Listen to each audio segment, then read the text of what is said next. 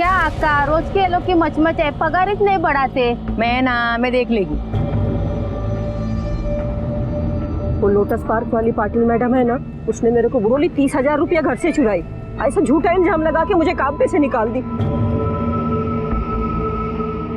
ऐसे कैसे निकाल दी? तू चुराई क्या पैसा?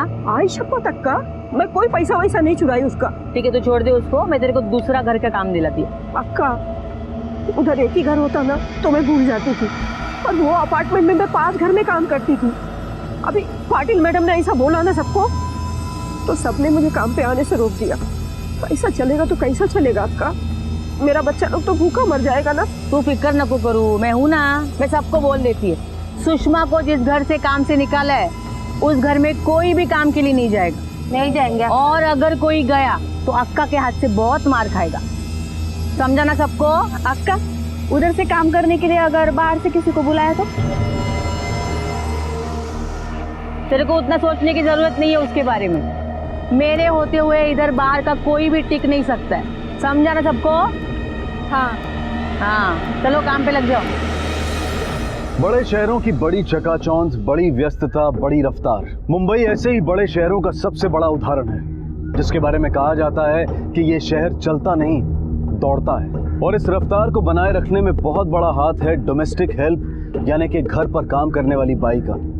अगर इसमें विघ्न ना पड़े तो पता नहीं चलता, लेकिन अगर घर पर काम करने वाली बाई एक दिन भी छुट्टी पर चली जाए तो रफ्तार बेकाबू होकर रुकने पर पहुंच जाती है। उच्च और मध्यम वर्ग के लोग शायद इनके बिना अपनी जिंदगी सोच भी ना पाएं। जहां एक तरफ काम करने वाली बाई इनकी जिंदगी को रफ्तार देती है, वहीं अपने घर को चलाने के लिए वो पैसा भी कमाती है। एक तरह से देखा जाए तो ये दोनों एक दूसरे के पूरक हैं। लेकिन जरा सोचिए, अगर ये पूरक एक दूसरे के सामने खड़े हो जाएं तो?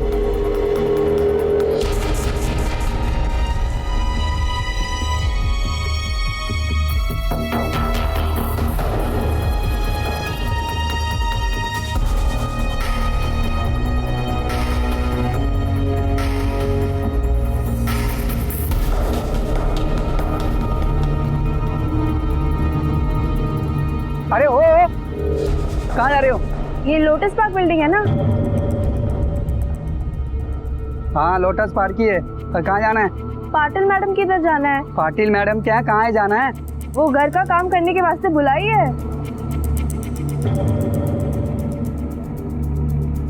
कहाँ से आई हो? लातूर से। अरे बाप रे, इतना दूर से? यहाँ से राइट मारो, 10 माले पे लेफ्ट वाला फ्लैट पाटिल साहब का, जाओ। चल। अब देखते क्या होता है। इधर तुम्हारी मौसी कहाँ रहती है? उधर भिवंडी में। तो तुम दोनों भिवंडी से आया करोगी? अरे नहीं नहीं दीदी, वो मौसी बोली कि इधर आजू बाजू अगर कोई खोली रहेगा तो फिर देख ले। मैं एक काम करती हूँ, हमारा जो वॉचमैन है ना, उससे बात करती हूँ, वो 2-3 दिन में खोली देख लेगा। फिर तुम दोनों वही रहना, तब तक के लिए अपनी मौसी के पास रहना, ठीक है? सामने उपाध्याय अंकल रहते हैं, 90 माले पे खन्ना अंकल रहते हैं, और 4थे माले पे व्यास अंकल रहते हैं। दोनों बुजुर्ग हैं, ज्यादा काम भी नहीं रहता है। तुम एक काम करो, तुम कल से काम पे जाओ उनके यहाँ पे, ठीक है?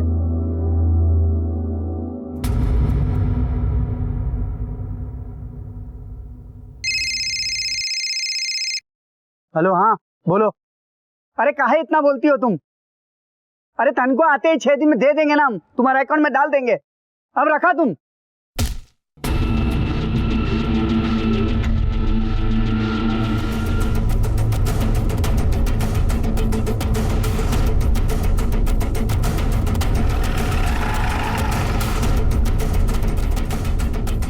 अजीब बात है, इतने ऊपर से गिर के भी खून बहुत ही कम निकला है। मतलब लोखंडे, मतलब तो पोस्टमार्टम रिपोर्ट आने के बाद ही पता चलेगा। इसे गिरते हुए किसने देखा है? हाँ सर, सोसाइटी का वॉचमैन है, उसने देखा। उसके घर वालों को खबर की? सही सर, ये मुंबई की रहने वाली नहीं है और इसके पास कोई मोबाइल भी नहीं है, फिर भी कोशिश करता हूँ। फटाफट खबर कर दो और बिल्डिंग की सीसीटीवी फुटेज भी ले लो। सर सीसीटीवी फुटेज के बारे में मैंने पहले ही पूछताछ की है, वो फुटेज नहीं मिल पाएगी क्योंकि सीसीटीवी कैमरा गए 2 महीने से बंद है। ये वॉचमैन से पता करो यहाँ का सेक्रेटरी कौन है।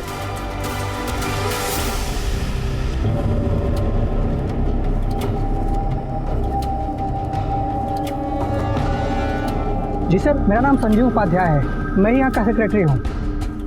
आप दरवाजे के बाहर वेट करिए, टेरेस का इंस्पेक्शन होने के बाद मैं आपसे बात करता हूँ। जी।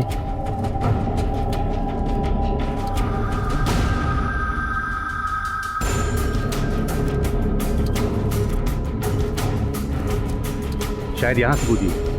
लोखंडे, एक्सपर्ट टीम को बुलाओ और यहाँ के फिंगरप्रिंट्स ले लो और बॉडी को पोस्टमार्टम के लिए भेज दो। ओके।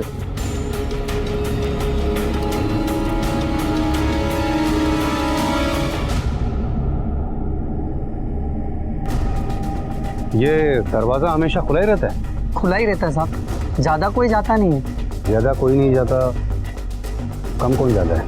अब उपाध्याय साहब सुबह शाम जाते हैं सर मैं तो टहलने के लिए जाता हूँ। और कौन आता है टेरेस पे?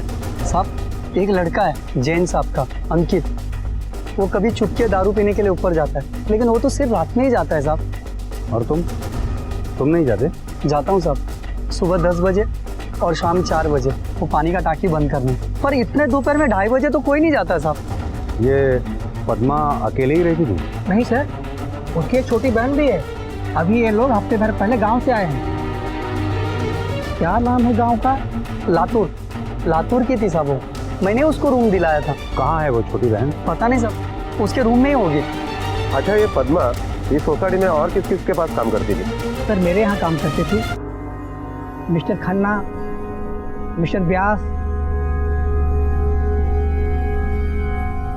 मिस्टर चावला और मिस्टर रवि पाटिल के यहाँ भी काम करती थी साहब। वो पाटिल मैडम ने उसे मुंबई बुलाई थी। मिस्टर उपाध्याय, क्योंकि आप सोसाइटी के सेक्रेटरी हैं तो आपको पुलिस स्टेशन आना पड़ेगा। कुछ फॉर्मेलिटीज़ हैं वो आपको पूरी करनी पड़ेंगी। जी। लोखंडे, मिसेस पाटिल को पुलिस स्टेशन बुलाओ और तुम ये वॉचमैन के साथ जाकर पद्मा की बहन को पुलिस स्टेशन ले। Okay sir. साहब एक मिनट साहब, ये गली में ये वाला साहब, ये पद्मा का रूम है।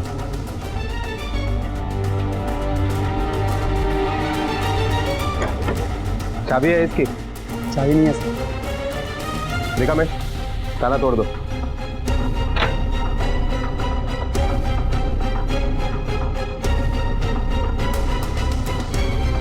कमरा तो बहुत छोटा है।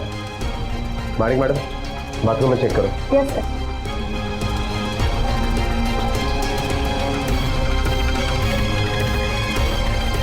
सर बाथरूम में भी कोई नहीं है।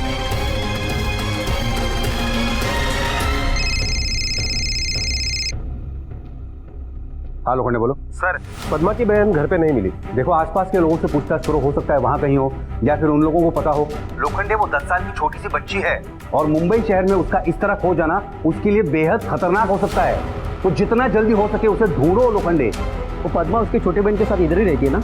आज देखा है उसको? क्या मालूम साहब किधर गई, सुबह से तो देखा नहीं। साहब वो इधर कैसे मिलेगी, वो पद्मा उसको अपने साथ काम पे लेके जाती है ना। हाँ सर, मैंने ही पद्मा को गांव से बुलाया था। मेरी एक सहेली ने उसे भेजा था, पर अब मुझे ऐसा लग रहा है कि मैंने क्यों उस बेचारे को यहाँ पे बुलाया। पद्मा के पहले आपके पास कौन काम करता था? सुषमा करके बाई थी, पर हमने उसे काम से निकाल दिया था। झूठा इल्जाम लगा के मुझे काम पे से निकाल दी।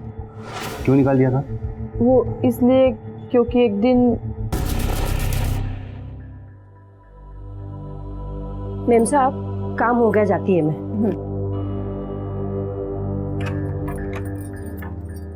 राम राम साहब।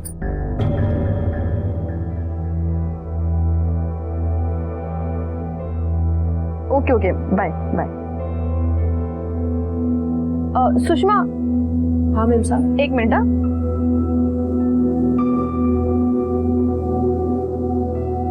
तुम कुछ कह रही थी कि तुम्हें कुछ एडवांस चाहिए। हाँ चाहिए थे मेम साहब। ये लो। धन्यवाद मेम साहब। कल काम पे टाइम पे आना। हाँ प्रियंका, प्रियंका, क्या हुआ? मैंने यहाँ 30,000 रुपए रखे थे, कहाँ गए? 30,000? मुझे तो पता भी नहीं आपने यहाँ पे 30,000 रखे थे। वो इसलिए क्योंकि तुम्हारा ध्यान नहीं है इस घर में। वो तुम्हारी सुषमा मेरे 30,000 रुपए चुराती और तुम्हें कुछ खबर नहीं। वो जब काम करने घर पे आई थी तो आप घर पर ही थे ना? घर पर ही था मैं। रवि फिर वो कैसे पैसे चुराएगी? ढूंढते हैं, यहाँ के बदले ना आपने कहीं और रखे होंगे। देखो मुझे अच्छी तरह याद है, मैंने यहीं पे रखे थे। तुम्हारे भाई ने ही मेरे पैसे चुराए हैं। उसके बाद हमने उसे काम से निकाल दिया। आपने चोरी की कंप्लेंट पुलिस में की थी? नहीं, क्यों नहीं की थी? रकम बहुत ज़्यादा नहीं थी, तो रवि ने सोचा कि क्यों पुलिस के चक्कर में पड़ना है। ओह, एक बात समझ में नहीं है मिसेस पाटिल कि यहाँ पे बाई ढूंढने के बजाय आपने इतनी दूर लातूर से पद्मा को बुलाया, क्यों? क्योंकि सर यहाँ पे काम वाली बाई मिलना बहुत मुश्किल है और सुषमा यूनियन में चली गई थी, तो हमारे यहाँ पे काम करने के लिए कोई भी तैयार नहीं था। अजीब बात है, एक घर का काम छूटने से तुम्हारी बाई यूनियन में पहुँच गई। सर वो उस तरह की यूनियन नहीं है, इलाके की सारी काम वाली बाइयाँ एक साथ है, बस इतना ही है। और बात एक घर की नहीं है, हमारे बाद एक एक करके सबने उसे काम से निकाल दिया था। हफ्ते भर का काम मैंने खुद किया है, और मेरी ही नहीं, हम चारों के घर पे कोई काम वाली काम करने के लिए नहीं आ रही थी यूनियन के डर से। फिर मैंने अपने पहचान से पद्मा को यहाँ पे बुलाया। 17 तारीख को पद्मा यहाँ पे आ गई, तब जाके हम सबको थोड़ी राहत मिली।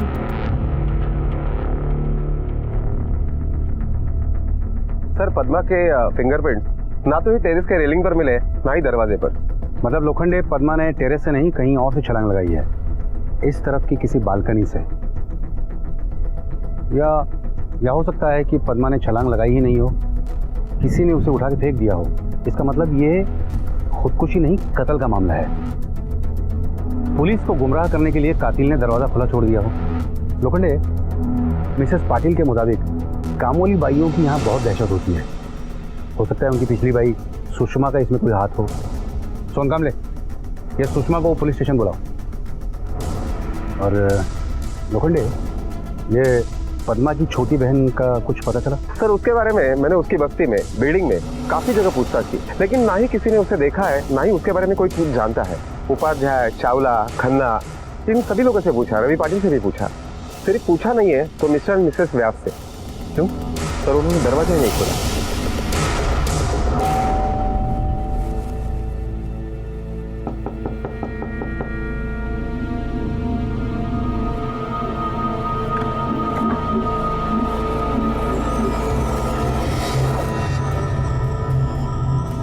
इतनी देर क्यों की दरवाजा खोलने में?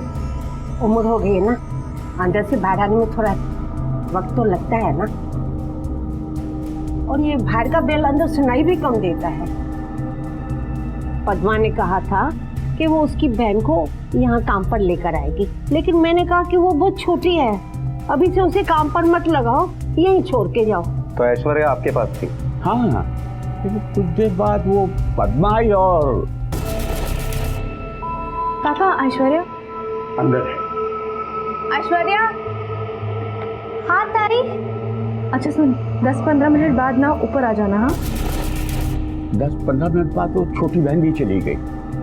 लेकिन उसने ऐश्वर्या को किसके यहाँ बुलाया था? शायद उपाध्याय के यहाँ से। नहीं, शायद चावला के यहाँ से। लेकिन वो खुद भी पाटिल के यहाँ चली गई। नहीं, वो कुछ याद नहीं आ रहा है साहब, कुछ याद नहीं आ रहा है। सर, आप इनसे क्या पूछ रहे हैं? इन्हें तो कुछ याद ही नहीं रहता है। आपके बेटी पद्मा का गांव में किसी के साथ मतलब कुछ दोस्ती प्यार वगैरह चल रहा था? नहीं साहब, बहुत सीधी थी मेरी बेटी, कभी किसी के तरफ नजर उठा के भी नहीं देखती। आपकी छोटी बेटी ऐश्वर्या भी गायब है, क्या आपके पास उसकी कोई तस्वीर है कि हम उसे ढूंढ पाए? जी, ले लीजिए।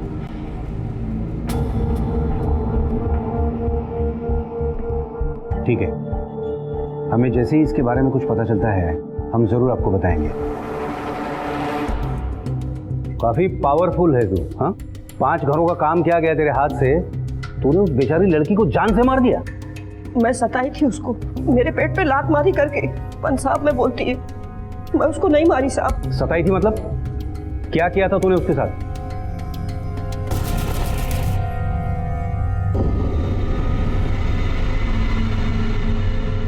कौन आप?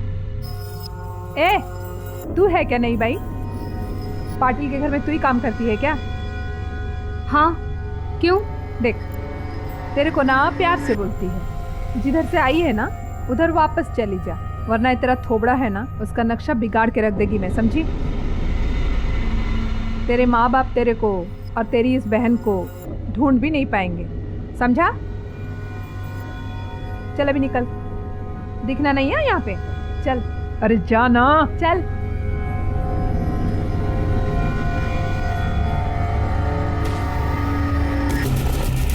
उम्र कम थी साहब उसकी, पर अकड़ बहुत बड़ी थी। मना करने के बावजूद दूसरे दिन फिर से काम पे पहुंच गई साहब। तभी हम लोग ने सोचा इसको डराने के लिए कोई दूसरा तरकीब निकालते।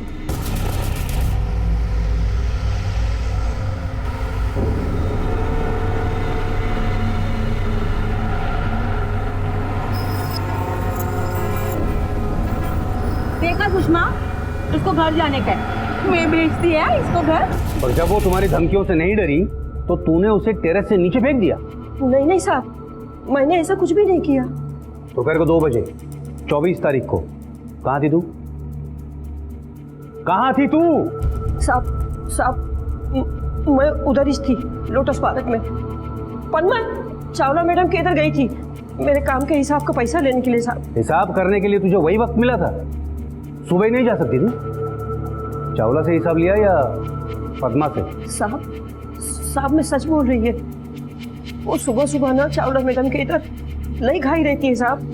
उसका दोनों छोकरा, दोनों बहू लोग काम पे जाता है, इसके लिए काय को इतना मचमच में जाने का करके मैं सोची दोपहर को जाने को साहब। एक तो तू सच नहीं बोल रही है और दूसरे जब तक पद्मा का कातिल पकड़ा नहीं जाता तो यहाँ से बाहर कहीं नहीं जाएगी। इसे यहीं बिठा के रखो। साहब मैं आपके हाथ जोड़ती है साहब ऐसा जुलूम मत करो साहब। मेरे घर में मेरे छोटे छोटे बच्चे पर उनको कौन देखेगा साहब मैं सच्ची बोलती हूँ, मैं कुछ नहीं की साहब। यहाँ इस बिल्डिंग में कौन कौन सी भाई आती है काम के लिए? सब सुषमा और लक्ष्मी ही काम पे आते थे, और जब से सुषमा को काम से निकाल दिया तो लक्ष्मी आते थे। नहीं साहब, पद्मा को मैंने कभी कुछ भी नहीं किया साहब। वो तो यूनियन की डर की वजह से मुझे उनके साथ जाना पड़ता था साहब। जो भी कुछ किया ना वो सुषमा और कमराक्का ने किया साहब। उस दिन वो दोनों ने तो पद्मा के मुंह पर कालिक भी पोती थी। मैं मानती है साहब कि उसको हम लोग बहुत सताए, लेकिन उसके मरने से हम लोग का कोई वास्ता नहीं है साहब। 24 तारीख को तू लोटस पार्क में ही थी ना? क्या कर रही थी तू वहाँ? हाँ वो साहब मेरे को वो व्यास अंकल आंटी ने मेरे को वहाँ पे बुला लिया था।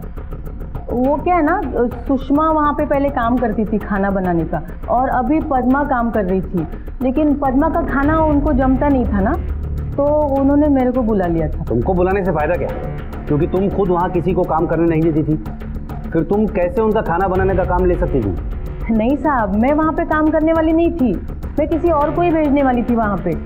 क्या है ना, अंकल आंटी का बहुत उम्र हो गया है ना, तो मैं वहाँ पे गई और सोची कि किसी और को भेजूं। लेकिन तुझे ये भी पता था कि पद्मा उस वक्त वहीं उसी बिल्डिंग में थी? नहीं साहब, ये इतना सब सोच के दिमाग लगा के थोड़ी मैं वहाँ पे गई थी। वो क्या है, उस दिन का सब घर का काम मेरा हो गया था, इसलिए वहाँ पे चली गई थी मैं। उस दिन कमला आपके यहाँ किस काम से आई थी? मैंने कमला को बुलाया था। इस उम्र में तो मुझसे खाना बनाया नहीं जाता। पद्मा तो बिल्कुल गांव जैसा खाना बनाती थी। साहेब ठेका बनाना तो आती ही था, अब उसके बिना हमें नहीं चलता। हाँ पाल। तो फिर मैंने कमला को कहा कि हमें कोई बाई ला के दे, तो फिर उसने कहा था कि मैं अगले दिन बाई ला के दूंगी। पुलिस कमला, लक्ष्मी और सुषमा तीनों पर नजर रखे हुए थी, लेकिन तहकीकात में तीनों की ही बात सच निकली। चावला, नायर और व्यास दंपत्ति ने उनके बयान की पुष्टि की थी।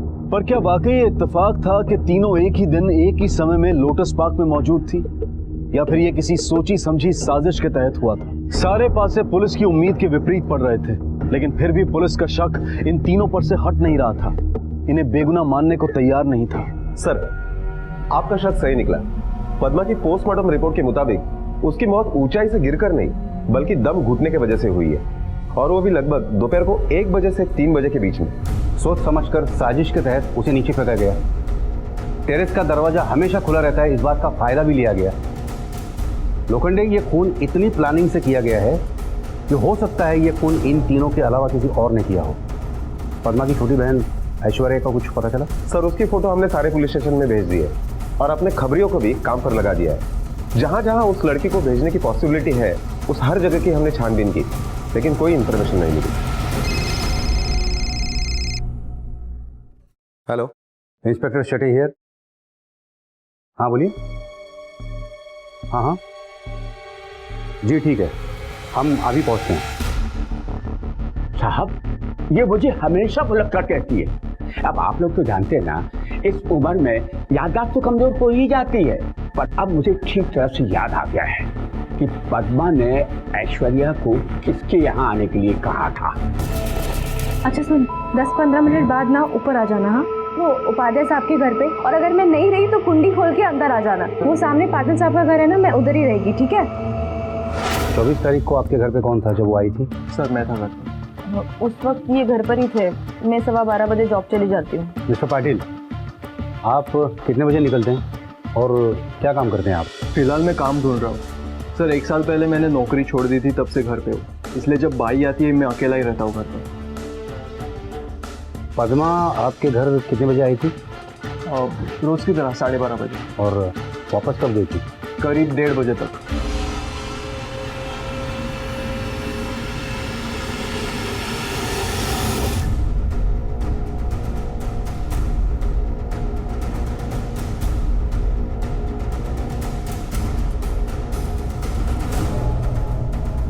पद्मा जब आपके यहाँ घर के काम के लिए आती थी तो घर में कौन होता था? मेरी पत्नी होती थी, और उस दिन तो मैं ही था। मेरी पत्नी कुछ दिन के लिए मायके गई हुई है, उसकी माँ की तबीयत ठीक नहीं है। मैं यहाँ 1:30 बजे आ जाता था और काम खत्म होने तक रहता था, लेकिन उस दिन 2 बजे दुकान से अर्जेंट फ़ोन आया, इसलिए मैं निकल गया।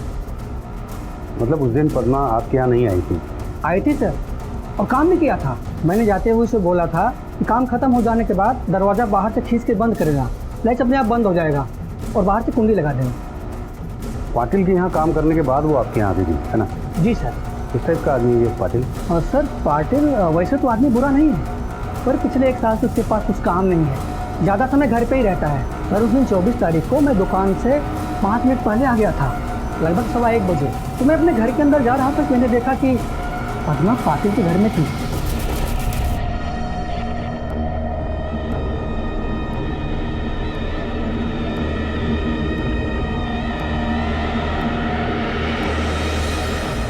मैं अपना दरवाज़ा बंद करके अंदर आ गया।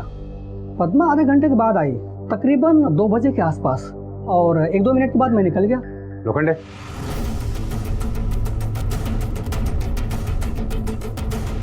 इस रवि पाटिल ने हमें पूरा सच नहीं बताया है। लगता है ये बोलेगा नहीं, उससे बुलवाना पड़ेगा। मैं काम करता हूँ, ये रवि पाटिल को थाने की सैर करवाने लेके जाता हूँ। तब तक तुम खन्ना और बाकी सब लोगों के फिंगरप्रिंट्स लेके चले आओ। Okay sir. सर आप जैसा सोच रहे वैसा कुछ नहीं हुआ। ये उपाध्याय बेकार में मेरे ऊपर कीचड़ उछल रहा है। मैं तो बस उसे तसल्ली दे रहा था और कुछ नहीं। तसल्ली दे रहा था? किसने? सर वो उस दिन परेशान थी, उसने मुझसे कहा था कि वो गांव जाना चाहती है।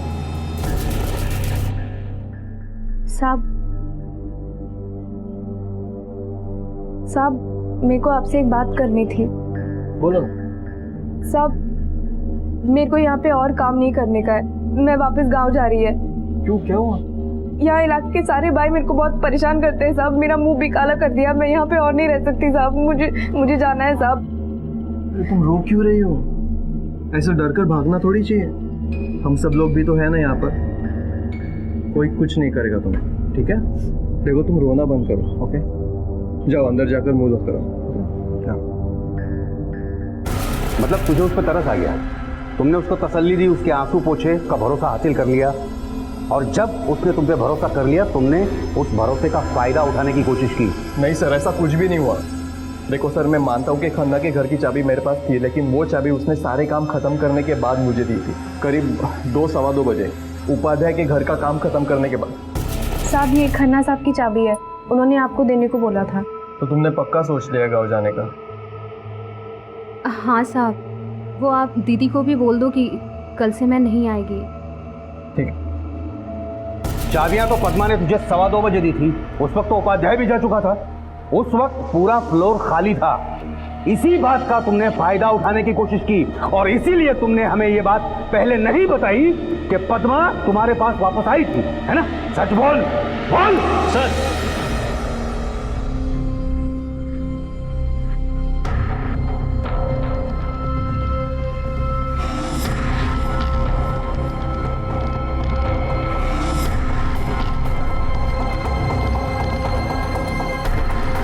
सर ये बदबू यहीं से आ रही है। तो ऊपर से कचरा हटवा दो।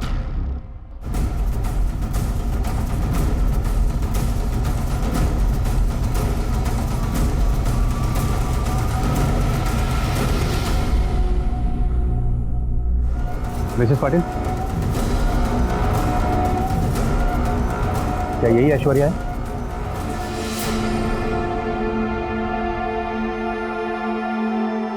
हाँ सर। लोखंडे, इसकी माँ को खबर कर दो। Yes sir.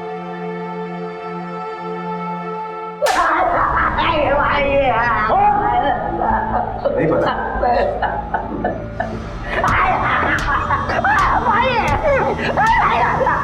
नहीं पता था वहाँ कहाँ से आए।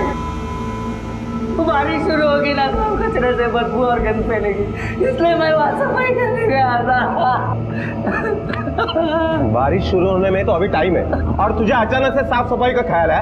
हाँ, वो सामान तो कब से पड़ा था वहाँ पे? सच बता, ऐश्वर्या को तूने ही मार कर वहाँ रखा था ना? नहीं सर, सच में कहा, मैंने नहीं मारा साहब। नहीं मारा। बस करो, अंदर कर दो इसको। कुछ दिन अंदर सड़ेगा तो अपने आप सच उगलेगा, फिर वो भी बताएगा जो अब तक नहीं बताया। सिर्फ एक बात बताना भूल गया था अभी तक, दिमाग से उतर गया था साहब। कोई नई कहानी बताएगा हमें घुमाने के लिए? सर वो पद्मा है ना, 3-4 दिन से एक लड़के के साथ वो गली में बिल्डिंग है ना साहब, उधर चाय की टपरी में साथ चाय पीते थे। कौन था वो लड़का? जानता नहीं हूँ साहब।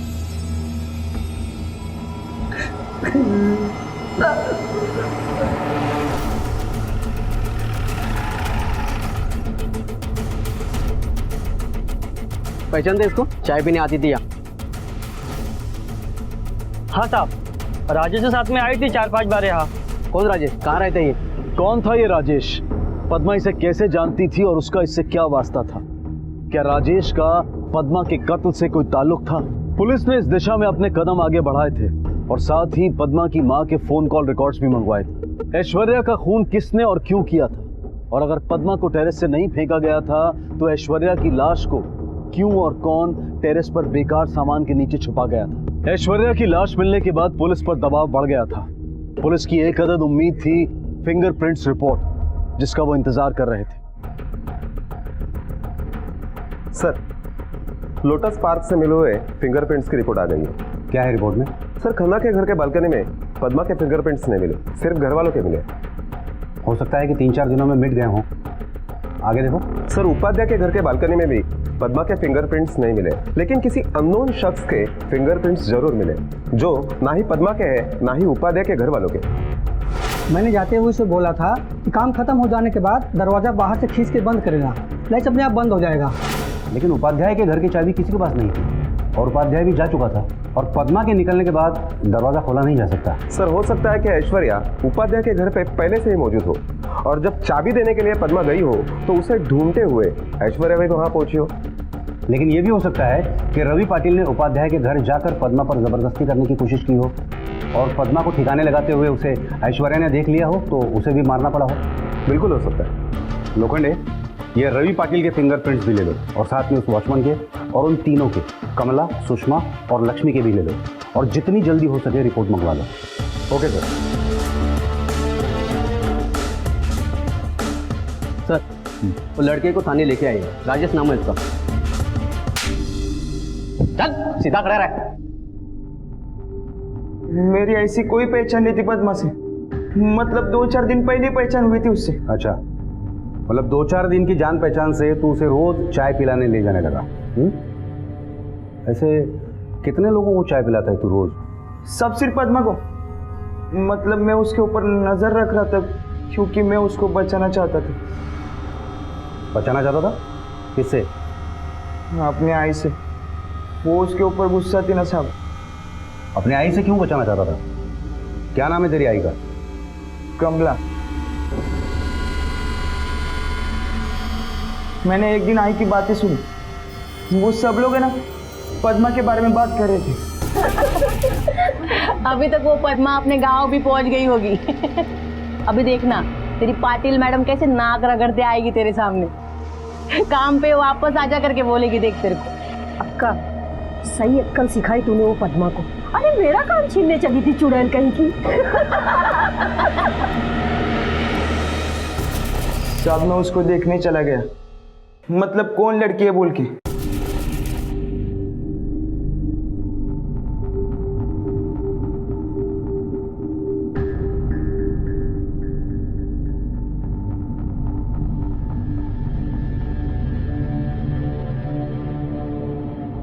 फिर मैंने उसके साथ बातें की।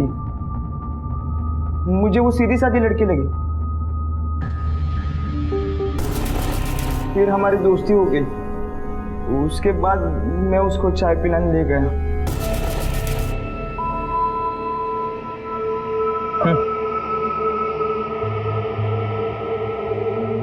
तुम घर जाने के लिए जहाँ से बस पकड़ते हो ना, वहाँ से मत पकड़ना। मैं तुम्हें दूसरा बस स्टॉप दिखाता हूँ, वहाँ से जाना। क्यों? उस बस स्टॉप में क्यों नहीं जाना है? क्योंकि वो भाई लोग हैं ना, वो तुम्हें फिर से आज परेशान करेंगे। ये सब तुझे कैसे पता? मैं इसी एरिया का हूँ, यहीं पला बड़ा हूँ, मुझे सब मालूम है। मैंने उसको नहीं बताया कि मैं कमला का बेटा हूँ करके। फिर 2 दिन में मुझे वो अच्छी लगने लगी। उसके बाद 2 दिन में आई को बोला उसके बारे में। आई मैं दोस्त के साथ बाहर जा रहा हूँ।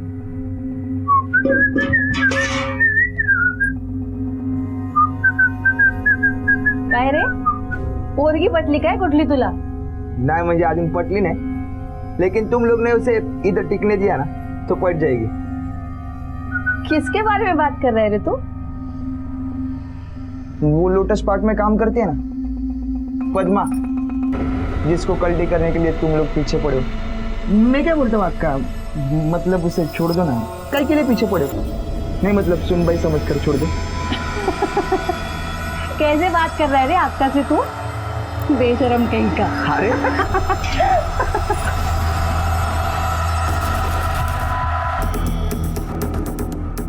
पद्मा के माँ के कॉल डिटेल्स आ गए। 24 तारीख को पद्मा के माँ के मोबाइल पर इस नंबर से कई बार फोन किया गया, लेकिन फोन किसी ने रिसीव नहीं किया। और ये फ़ोन कॉल्स कितने बजे किए गए हैं? सर 2:15 से लेकर 2:25 के बीच में। इसका मतलब रवि पाटिल को खन्ना के घर की चाबी देने के बाद पद्मा वापस यहाँ गई थी, पर इस घर की चाबी तो पद्मा के पास नहीं थी। इसका मतलब काम खत्म होने के बाद पद्मा ने लैच अंदर से बंद कर दिया हो।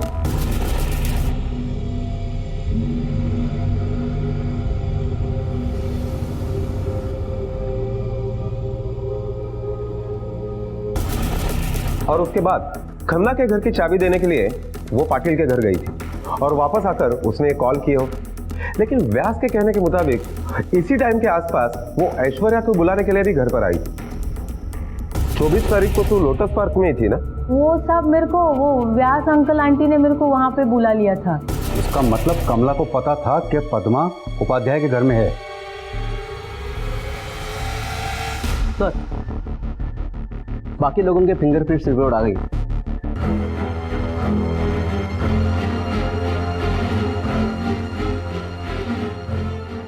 हमारा शक सही निकला। साहब मैं सच बोलती हूँ, मैं क्यों मारेगी उस गरीब लड़की को? यही तो हम जानना चाहते हैं कि क्यों मारा तुमने उस गरीब लड़की को।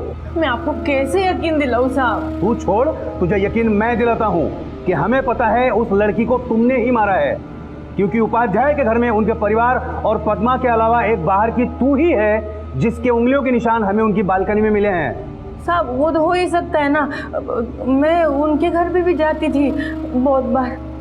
अच्छा, लेकिन उपाध्याय का कहना है कि उसने तुम्हारी ये शक्ल पिछले 2 महीने से नहीं देखी है और ये निशान पुराने नहीं नए हैं। पाटिल मैडम, इसकी इतनी धुनाई करो कि ये खुद होके सच बोल दे। नहीं साहब, सब बोल।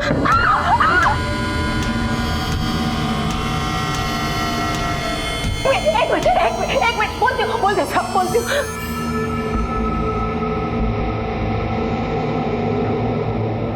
मैं ही मारी उसको साहब, बहुत शानी बनती थी, मैं ही मारी उसको। मेरे को बहुत गुस्सा था उस पर।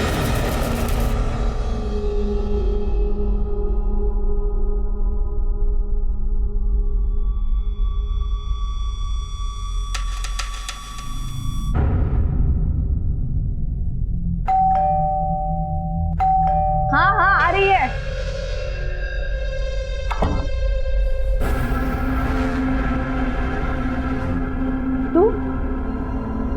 तू काय को आई इधर?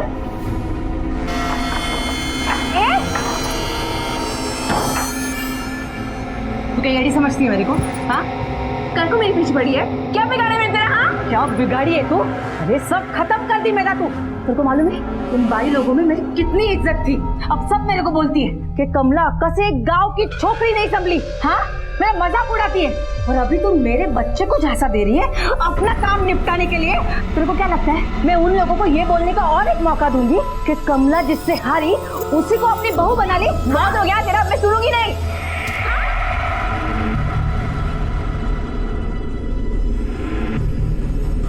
और मैं भाग गई वहां से। मैं जानबूझ के टेरेस का दरवाजा खुला करके आई थी ताकि पुलिस आए और पुलिस को लगे कि पद्मा टेरेस से कूदी मारी। ये तेरे जैसे गुनहगार जहाँ सोचना छोड़ देते हैं ना, पुलिस वहीं से सोचना शुरू कर देती है। जुर्म चाहे कोई भी हो, देर सवेर तक पुलिस के नज़र में आ ही जाता है, समझे तू?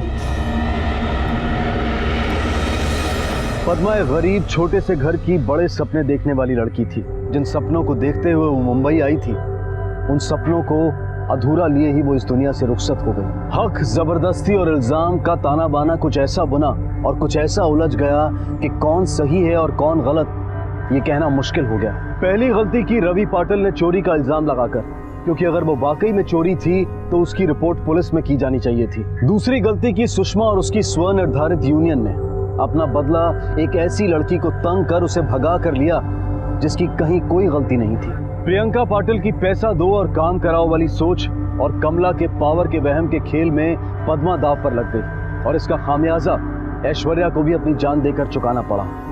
कमला को पद्मा और ऐश्वर्या के कत्ल के जुर्म में उम्र कैद की सजा सुनाई गई है, लेकिन पद्मा और ऐश्वर्या की मां अब तक इस गम से उभर नहीं पाई है। अपने अधिकारों को लेकर सजग होना बहुत अच्छी बात है, लेकिन दूसरों के अधिकारों को छीनना या दबाना बिल्कुल गलत है और उतना ही गलत है किसी के अत्याचार को सहना। अगर पद्मा ने सही वक्त पर आवाज उठाई होती तो शायद आज पद्मा और उसकी बहन ऐश्वर्या जिंदा होते। कभी किसी की मजबूरी या सामाजिक ओहदे की वजह से उसका आदर अनादर नहीं करना चाहिए। इंसान भगवान की बनाई हुई सबसे खूबसूरत चीज है और हर इंसान को ये बात समझनी चाहिए। दूसरों की भावनाओं का आदर करना चाहिए। रोज रोज नहीं एवी झंझट। अमिता बेन, तुम्हारा डस्टबिन मेरे घर के सामने है। अमिता बेन, तुम्हारा कारपेंटर आके पूरा कचरा करके जाता है।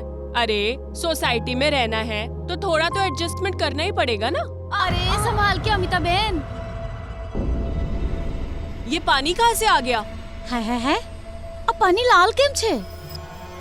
अरे नल खुला रह गया होगा। अरे पर पानी लाल कैसे है? इस वक्त घर में कौन होता है? उनकी बेटी या काम वाली बाई रहती है ना। बेल बजाइए जरा।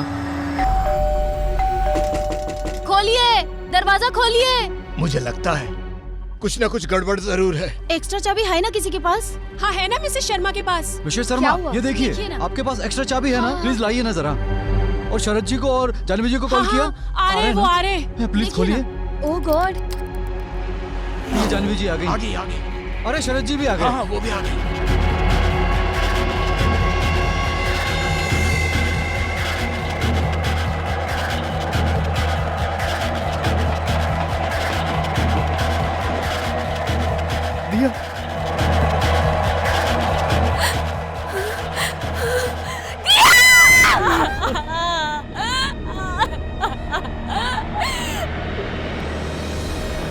शहरी जीवन अपने साथ लाता है कई चुनौतियां, कई संघर्ष, और लोग इसी संघर्ष के बीच किसी तरह अपने और अपने परिवार के लिए खुशी और मुस्कुराहट के दो पल ढूंढ लेते हैं। जानवी और शरद कुमार भी इन्हीं अनगिनत लोगों में से थे। रोजमर्रा की भागदौड़ में ये पति पत्नी और इनकी 3 साल की बेटी दिया एक सामान्य मध्यम वर्गीय जीवन शैली में ढल चुके थे। लेकिन एक वाकये ने इनके परिवार और जिंदगी दोनों को तहस नहस कर दिया। यह हादसा भयानक था, लेकिन उससे भी ज्यादा खौफनाक था वो हिंसात्मक और रक्तमय तरीका जिसके द्वारा इस हादसे को अंजाम दिया गया था। इस दिल दहला देने वाले मंजर ने सारे मोहल्ले को झकझोर कर रख दिया। लेकिन क्या कारण था इस भयानक मौत के पीछे? आखिर 3 साल की दिया वॉशिंग मशीन के अंदर पहुंची कैसे? पुलिस इन्हीं सवालों के जवाब ढूंढ रही थी।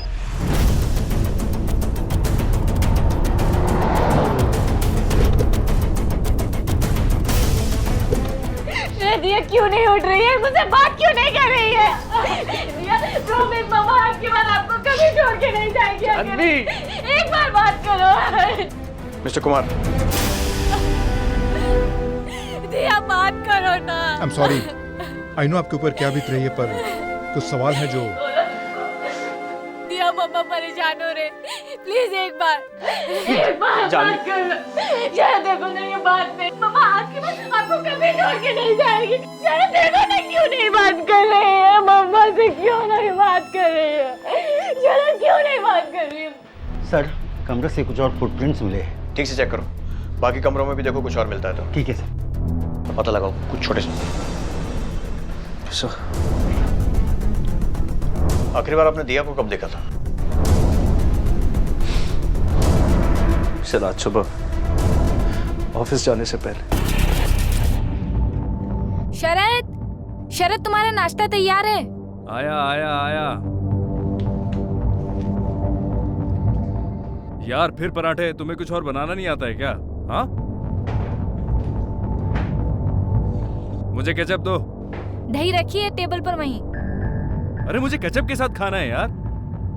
तुम्हारी तो हमेशा से किचकिच। दिया इधर आओ। फिर केचप लेके बैठ गई। इधर आओ मम्मा के साथ। चलो बेटा जल्दी आओ।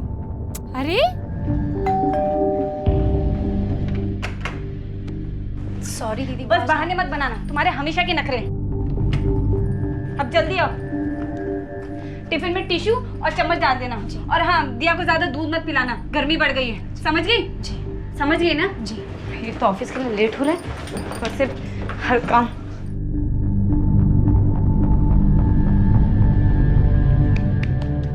जानवी, मेरा हो गया, चलना है साथ में? अरे हूँ क्या यार, वी गेटिंग लेट, जल्दी तैयार हो। आ रही हूँ भाई। ओके पापा, पापा अब शाम को मिलेंगे। ओके चलो। हाँ, टिफिन दो। चलो बाय। उसका ध्यान रखना पिंकी।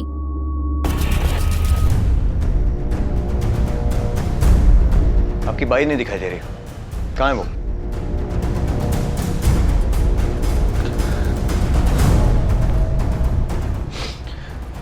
पता नहीं सर, हमने भी उसे नहीं देखा है। देखिए मिस्टर कुमार, दिया के साथ जो हुआ वो एक्सीडेंट तो बिल्कुल नहीं था। आपकी किसी से कोई दुश्मनी या किसी पर शक? शरद भाई साहब, ये देखिए देखिए जानवी ने क्या किया। जानवी, पकड़िए इसको टाइट। शिंदे, डॉक्टर को बुला। सर, आप लोग बाहर चलिए प्लीज। नहीं, मुझे नहीं जीना शरद, छोड़ दो मुझे। जानवी,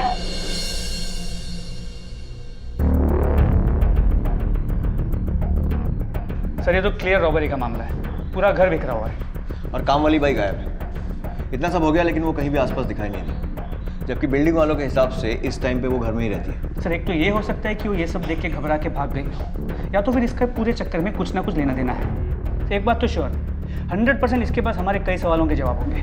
शिंदे एक काम करो, सबसे पहले इस काम वाली बाई पिंकी को ट्रेस करो और उसके बाद ये पता लगाओ कि घर में ज़बरदस्ती घुसने के कोई निशान है या नहीं। पहले इस चोरी के एंगल को इन्वेस्टिगेट करते हैं। खबरियों से पता करो कोई लोकल चोर है क्या जिसका वायलेंट बैकग्राउंड है। हो सकता है चोरी के दौरान कोई गड़बड़ हुई और बौखलाहट में चोर ने बच्ची को बेरहमी से मार दिया। सर बिल्कुल, मुझे तो लगता है ये रॉबरी का ही केस है। देखिए, ऐसे माहौल में हमें सिक्योरिटी तो टाइट करनी ही होगी। इसके लिए चाहे एक गार्ड का खर्चा और हो जाए। आप लोगों की क्या राय है? नहीं, ठीक है, सही बात है। साहब, वो उस वक्त टॉयलेट गया था, मैं शायद तभी गया था। कोई सोसाइटी में आता है और इतना बड़ा क्राइम करके चला जाता है और तुम उतना वक्त टॉयलेट में होते हो, सोते हो क्या टॉयलेट में? सॉरी साहब, शायद ध्यान नहीं दिया होगा मैंने। उनके घर की जो नौकरानी है पिंकी, जानते हो ना उसे? उस दिन क्राइम के बाद कभी दिखाई दी तुम्हें? नहीं। जानते नहीं हो या दिखाई नहीं दी? मतलब पता नहीं साहब।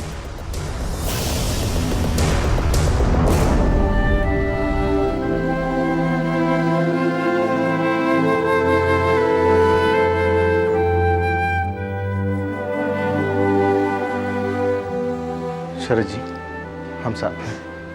कुछ भी बात हो बेझिझक फोन कर लीजिएगा। Thank you. Mister Sharad Kumar. Sir कुछ पता चला? देखिए, फिलहाल तो ये मामला चोरी का लग रहा है, लेकिन उसे कंफर्म करने के लिए भी हमें आपकी मदद की जरूरत है। आपने चेक किया घर में कि कुछ सामान गायब है क्या?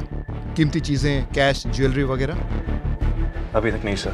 देखिए, जब तक ये पता नहीं लगेगा तब तक हम चोरी की इन्वेस्टिगेशन भी शुरू नहीं कर सकते। आपके घर में किसी भी तरह की फोर्स एंट्री का कोई निशान नहीं मिला है। इसका मतलब ये है कि या तो चोर के पास चाबी थी या फिर किसी अंदर वाले ने ही उसे आने दिया। हमें आपकी सर्वेंट पिंकी पर शक है, लेकिन वो गायब है और सोसाइटी में जो उसका एड्रेस है वो टेम्परेरी था। तो आपके पास उसका कोई एड्रेस या कुछ कॉन्टैक्ट वगैरह है? No sir. याद कीजिए, शायद बातों बातों में उसने कुछ अपने गाँव का नाम या कोई भी बात बताई हो। Sorry sir. देखिए, इस केस के सॉल्व होने के लिए पिंकी का मिलना बहुत ज़रूरी है। वॉचमैन। क्या कहा आपने?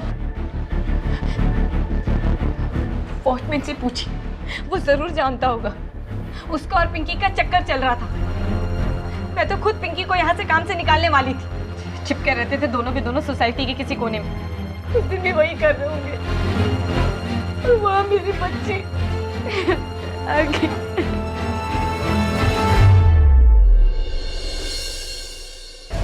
झूठ क्यों बोला? हाँ, क्या सोचा पुलिस को टोपी पहनाएगा? मुझे तो पहले से ही शक था कि तू झूठ बोल रहा है। बता, झूठ क्यों बोला? पहले पिंकी के साथ मिलकर चोरी की और उसके बाद दोनों ने मिलकर उस बच्ची को मार दिया, है ना?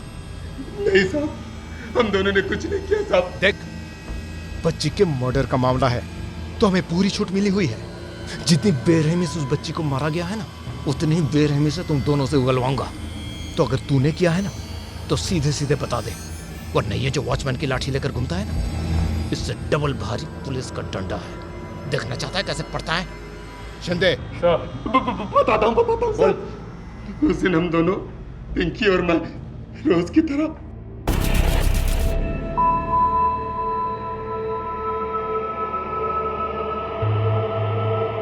तेरे सेठ के घर पे मिलते हैं ना एक दिन। क्यों? कभी तो तेरे साथ हैं, मुलायम बिस्तर पर, नरम नरम गद्दे पर, हैं? अरे इधर कोई देख लेगा ना तो डर लगता है क्या? अरे पकड़े जाने का डर हो तो और मजा आता है। करने की तनख्वाह मिलती है तुझे? हाँ? तेरी लापरवाही की वजह से उस बच्ची की जान गई। शर्म आती है तुझे? एड्रेस दे पिंकी का। सच में साहब, हम दोनों को कुछ नहीं पता था। एड्रेस दे, वरना एक और चार्ज लगाऊंगा गुनाहगार को बचाने का, और फिर सजा डबल।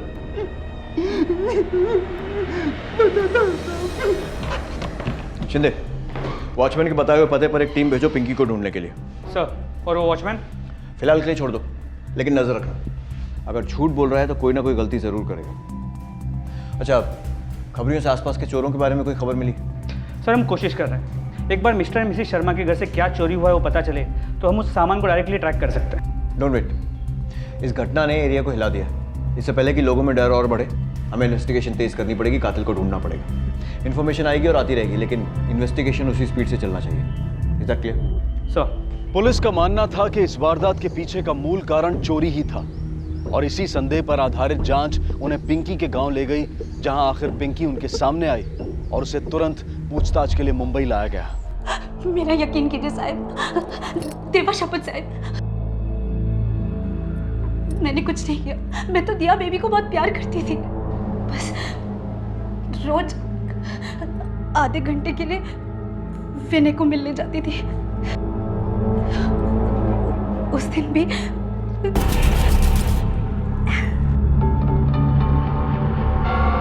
दिया, और फिर मैं नीचे गई। इसके पहले भी मैं कई बार गई थी साहब। टीवी लगा दो तो बस शांत होके टीवी देखती थी साहब। तो फिर जब तुम वापस आई तो क्या देखा तुमने? मैं वापस ऊपर गई ही नहीं साहब। उस दिन विनय के साथ बहुत लेट हो गया था।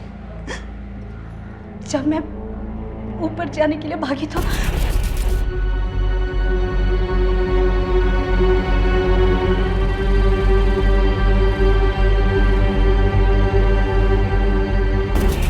बस इतना ही पता है साहब। मेरा यकीन कीजिए, मैंने कुछ नहीं किया। लापरवाही तो की है और उसका केस भी दर्ज होगा तुम पर। नहीं साहब, मैंने कुछ नहीं किया। मुझे छोड़ दीजिए साहब। मेरी बात का विश्वास कीजिए, मैंने कुछ नहीं किया। शिंदे, सवाल ये उठता है कि उस घर का दरवाजा खोला किसने? क्योंकि वो बच्ची तो अपने आप अंदर से दरवाजा खोल नहीं सकती। इसका मतलब जो भी घर के अंदर घुसा शायद उसके पास चाबी थी। और फिर वो बेडरूम में मिले पैरों के निशान, वो किसके? खबरियों से कोई इन्फॉर्मेशन? सर खबरियों से जो भी नाम मिले हैं हमने उन्हें राउंड अप कर लिया है। एक काम करो, एक एक करके उन सबको इंटरोगेट करो और बेडरूम में मिले पैरों के निशान उनके फुटप्रिंट से मैच करो। सर तुम लोग यहाँ पहले भी आ चुके हो, जानते हो ना अगर मेरी सनक गई तो क्या होता है? बताओ किसका काम है ये? साहब ये सब छोड़ दिया साहब, सब सच बोल रहे हो साहब, नहीं पता साहब। तो अरे साहब ये सब मुझे भी नहीं मालूम साहब, ये सब सुन के तो मैं भी डर गया साहब। और छोटे रिचार्ज तेरा क्या है? साहब मेरे को भी नहीं मालूम। नहीं मालूम? नहीं। किसी को नहीं मालूम? इनके फुटप्रिंट्स ले लो मैच करने के लिए। ठीक है साहब। फिलहाल पिंकी पर लापरवाही का केस फाइल किया है, लेकिन उन दोनों की बातों से लगे ही रहा है कि वो सच बोल रहे हैं। हमने कुछ और लोगों से भी पूछताछ की है जिनका चोरी का पुराना रिकॉर्ड रहा है, लेकिन उनका भी इस केस से कोई लेना देना नहीं है। हमें शक है कि शायद कोई अंदर का आदमी इन्वॉल्व है। अंदर का? आपके घर में कहीं पर भी जबरदस्ती घुसपैठ का कोई निशान नहीं है। अब या तो अंदर से दरवाजा खोला गया था या फिर जो भी अंदर आया था उसके पास एक चाबी थी। मोहन?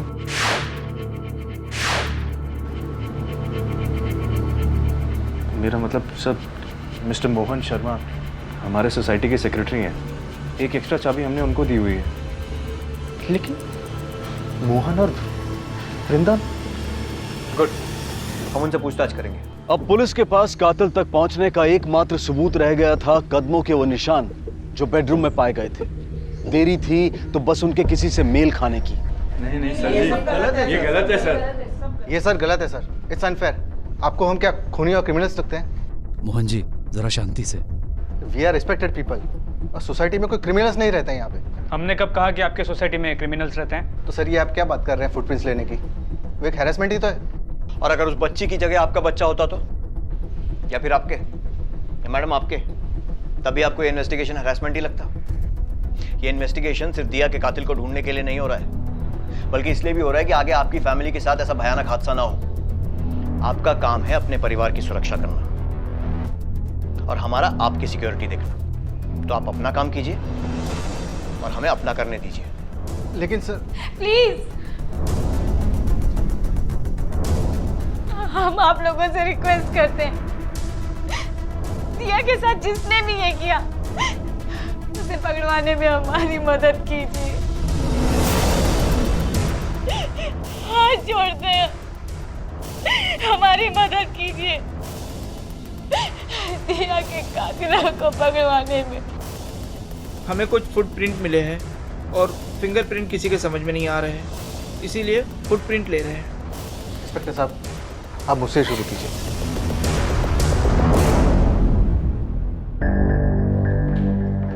सर, कुमार्स के बेडरूम में मिली फुटप्रिंट एक लड़के के फुटप्रिंट से मैच होती है।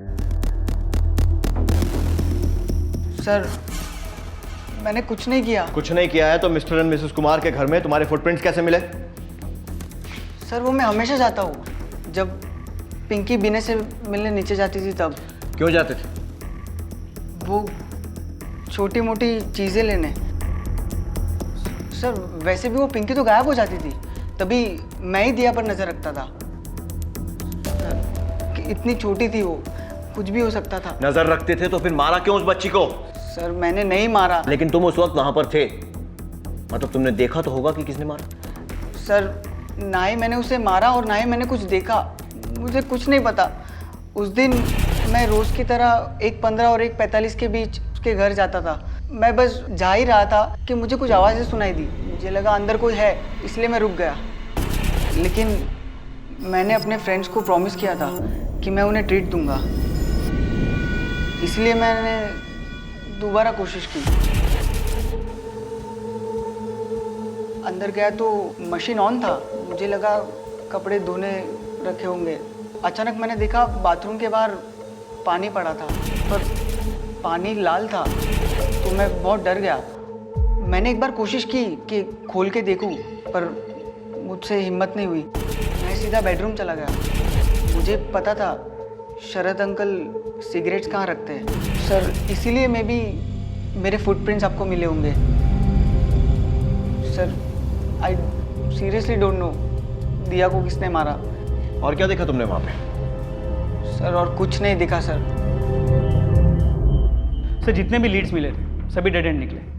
इस पिंकी और बिना की तो अपनी अलग ही कहानी है, जिसका शायद दिया के साथ कोई रिलेशन है ही नहीं। और वो फुटप्रिंट्स, वो भी किसी काम नहीं है। सर, कुछ समझ में नहीं आ रहा। एक बात तो समझ में आ रही है शिंदे कि पिंकी घर में थी और फिर कुछ देर के लिए शिव, और शिव ने कहा कि वॉशिंग मशीन उसके आने से पहले ही ऑन था, और जब वो घर में था तब पानी ओवरफ्लो होना शुरू हुआ। इसका मतलब कातिल दिया को पहले ही मार चुका था और शिव के आने के पहले ही भाग चुका था।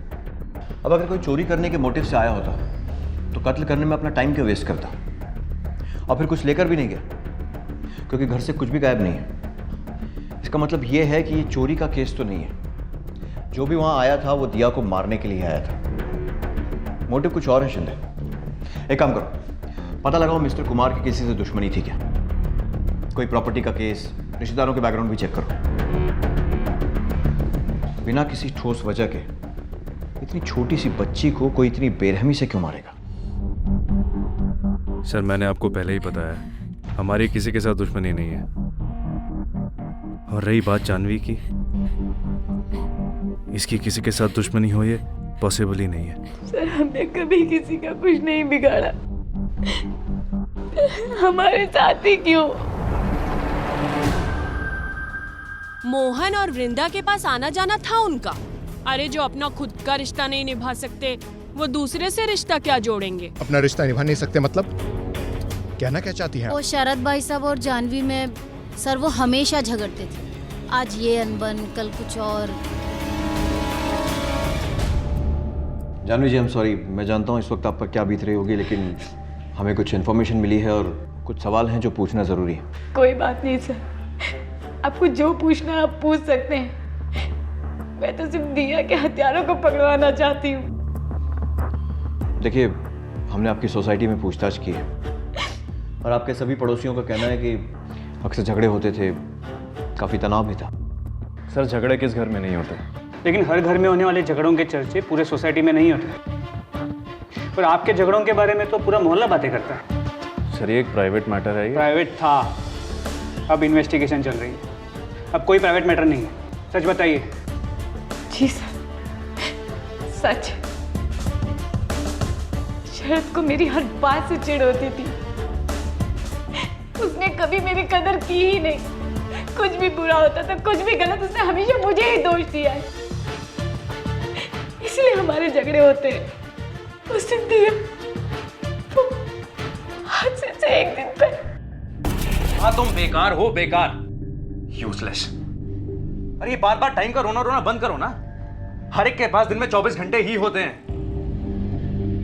मान लो प्रॉब्लम तुम में है, तुमसे मैनेज नहीं हो सकता। अरे लुक अराउंड यार, सोसाइटी में देखो, औरतें जॉब भी करती हैं और एक नहीं दो बच्चे बड़े करती हैं, फिर भी अपने पति के पास उनके लिए टाइम होता है। तुम ऐसा क्यों नहीं कर सकती? कोशिश कर रही हूँ ना शरद। एक तरफ ऑफिस है, दूसरी तरफ दिया। कहाँ से निकालूं टाइम हमारे लिए? तो क्यों पैदा किया था बच्चा? तुम ही ज्यादा चाहो था ना बच्चा पैदा करने का। पता नहीं सर उसे क्या हो जाता था। हर छोटी बात पर झगड़ा, हर छोटी बात पर बहस, जैसे गुस्से में पागल हो गई हो। और इसी गुस्से की वजह से हमारे रोज झगड़े हुआ करते थे। ना तो मैं अच्छी बीवी बन पाई और ना अच्छी माँ बन पाई। मैं तो किसी लायक ही नहीं। बात का पतंगर मत बनाओ जानवी। मैंने ऐसा कुछ भी नहीं कहा है। ये सब तुम्हारे दिमाग का वहम है और कुछ नहीं। मुझे कोई वहम नहीं है। इतनी पागल लगती हो ना तो छोड़ दो मुझे, चले जाओ। और हाँ, अपनी बेटी को भी लेके जाना। जीना हराम कर दिया मेरा। हटो यहाँ से। सर, दिया मेरा सब कुछ थी। और इसी बात से शरद को चिढ़ होती थी, चिढ़ता था उससे, हमेशा कोसता रहता था उसे। पता नहीं सर, इतना गुस्सा उसमें कहाँ से आता था, जैसे सर पर खून सवार हो गया। फिर वही चिल्लाना, गालियाँ, धमकी देना। कितनी बार वो मुझे धमकी दे चुकी थी कि वो घर छोड़ के चली जाएगी, और कितनी बार उसने मुझे कहा है कि मैं दिया को लेकर घर छोड़ के चला जाऊँ। क्या आपको लगता है कि दिया के लिए शरद की चिढ़ उसे दिया को नुकसान पहुंचाने पर मजबूर कर सकती है? नहीं नहीं सर, मैं ऐसा सोच भी नहीं सकती। पता नहीं वो गुस्से में कुछ और ही बन जाती है, उसका खुद पर बिल्कुल कंट्रोल नहीं रहता है, जैसे दिमागी तौर से बीमार लोग होते हैं ना, एकदम वैसे। और उस गुस्से में वो कुछ भी कर सकती थी। साहब, आपको सर ने बुलाया है। अब यही रुकिए, मैं भी आता हूँ। शिंदे, जानवी के हिसाब से शरद को बच्चों से चिढ़ थी और इसी फ्रस्ट्रेशन के कारण वो हर बात पे झगड़ा किया करता था। लेकिन शरद का कहना तो ठीक इससे उल्टा है। उसके मुताबिक जानवी को अपने गुस्से पे कंट्रोल नहीं था और इसलिए झगड़े होते थे। इसका मतलब दोनों में से कोई एक तो झूठ बोल रहा है। लेकिन समझ में ये नहीं आ रहा कि कौन सच कह रहा है और कौन झूठ। एक काम करो, शरद से पूछो कि वो मर्डर वाला दिन कहाँ था। मैं जानवी से पूछताछ करता हूँ। सर, कहाँ थी मतलब? ऑफिस में होंगी, और कहाँ? नहीं, मैं एग्जैक्ट टाइम के बारे में पूछ रहा हूँ। 1:30 से 1:45 के बीच में। 1:30 से 1:45? सर, लंच टाइम होता है। शायद मैं अपने कॉलीग्स के साथ लंच करने पेंट्री गई होंगी। मुझे कुछ ठीक से याद नहीं है सर। उस दिन जो कुछ हुआ सब धुंधला सा, मुझे कुछ भी याद नहीं है सर। मैं मीटिंग में था सर। अपने ऑफिस में? जी, अपने ऑफिस में। सर, इस शरद का बर्ताव मुझे कुछ अजीब लग रहा है। जानवी भी बहुत घुमा फिरा के बातें कर रही है। एक काम करो, दोनों के बयानों की जांच करो, उनके कॉल रिकॉर्ड्स मंगवाओ और उनके ऑफिस के सीसीटीवी फुटेज भी। पता करो कौन सच बोल रहा है और कौन झूठ। सर, देखिए, आप ठीक से याद कीजिए। You can take your time. नहीं सर, ज़्यादातर शरद और मैं साथ में रहते हैं, और उस दिन भी वो मेरे साथ में था। सारा सीसीटीवी फुटेज 11 बजे से लेकर 3 बजे तक का, इमीडिएट। जानवी, वो तो ऑफिस में थी। शी वाज एट ऑफिस ना। हमने तो उसको लंच के लिए भी बुलाया, पर वो आई नहीं। शायद उसकी तबीयत खराब थी सर। ये कितने बजे की बात थी? 1 के आसपास की। सर, ये कॉल रिकॉर्ड्स और सीसीटीवी फुटेज।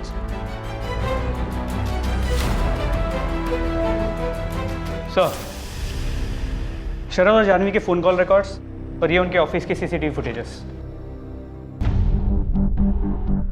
क्या लगता है? मेरा शक तो अब भी शरद पे है। क्यों? सर, हमने शरद के ऑफिस के कलीग अमर से पूछताछ की थी। उसने कहा था कि वारदात के वक्त शरद उसके साथ है। फिर हमने शरद के फ़ोन रिकॉर्ड्स को चेक किया तो पता चला इंट्रोगेशन से 1 दिन पहले उसने अमर से बातचीत की थी। तो हमने अमर से फिर से सख्ती से पूछताछ की। सॉरी सर, मेरा कोई गलत इरादा नहीं था। वो शरद ने मुझे झूठ बोलने के लिए कहा था। सर, अगर वो बेगुनाह होता तो झूठ बोलने के लिए क्यों कहता? शिंदे, शरद का ऑफिस उसके घर से काफ़ी दूर है, लेकिन वो कुछ घंटों के लिए गायब था, राइट? राइट, और वो ऑफिस वापस आया ही नहीं। इसका मतलब उसके पास इतना टाइम था कि वो अपने ऑफिस से घर पहुंचकर काम करे और वापस निकल ले। जबकि जानवी का ऑफिस उसके घर से सिर्फ 8-10 मिनट की दूरी पर है, और उसके कलीग जो लंच पर गए थे उन्होंने भी उसे आखिरी बार ऑफिस में ही देखा था। एक काम करो, जानवी का ऑफिस का सीसीटीवी फुटेज लगाओ।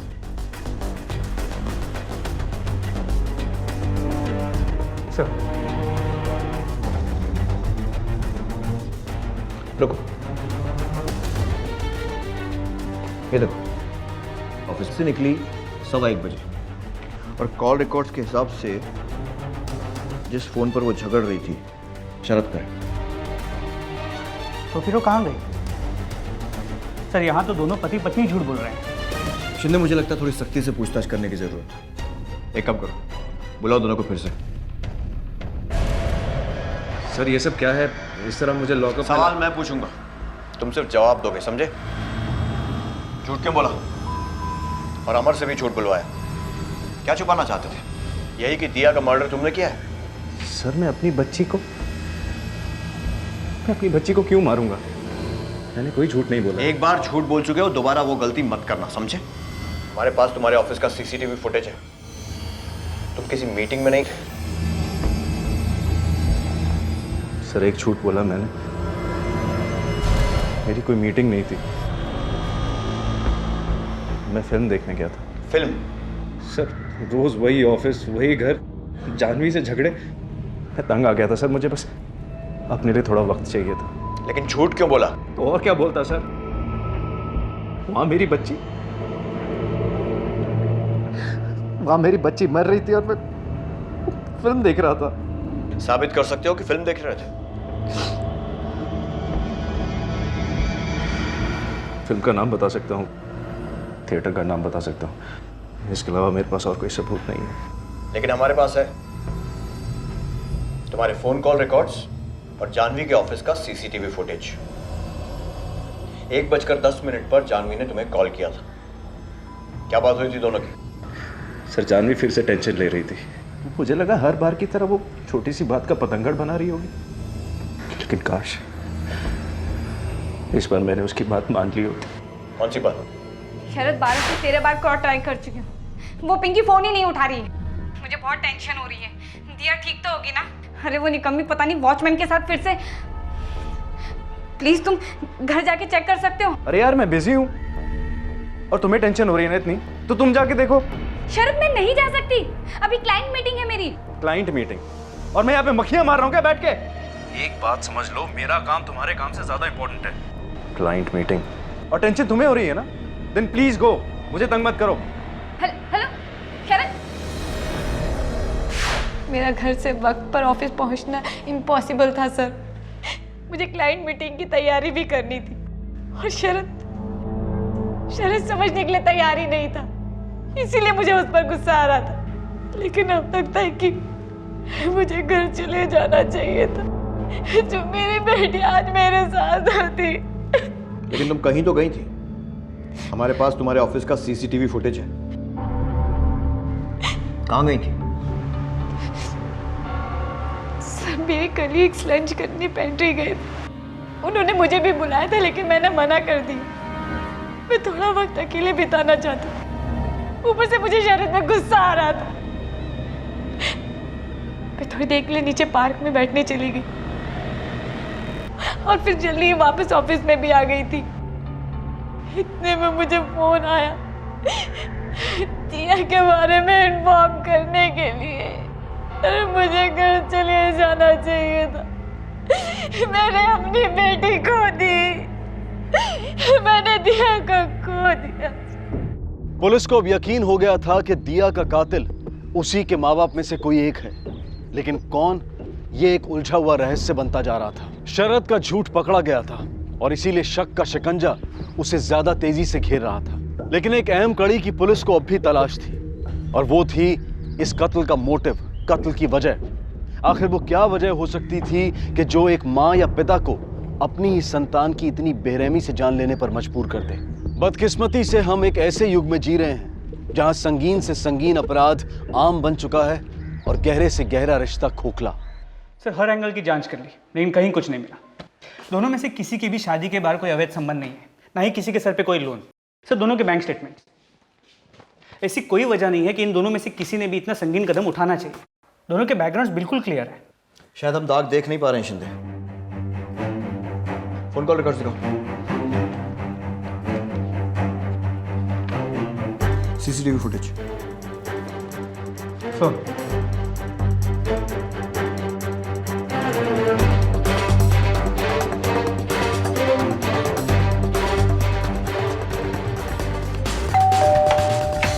कौन है शरद? इंस्पेक्टर झा।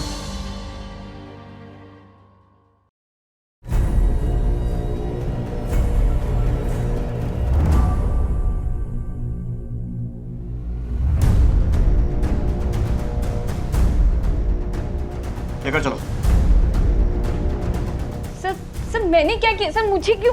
क्योंकि अब तक हम गलत डायरेक्शन में देख रहे थे।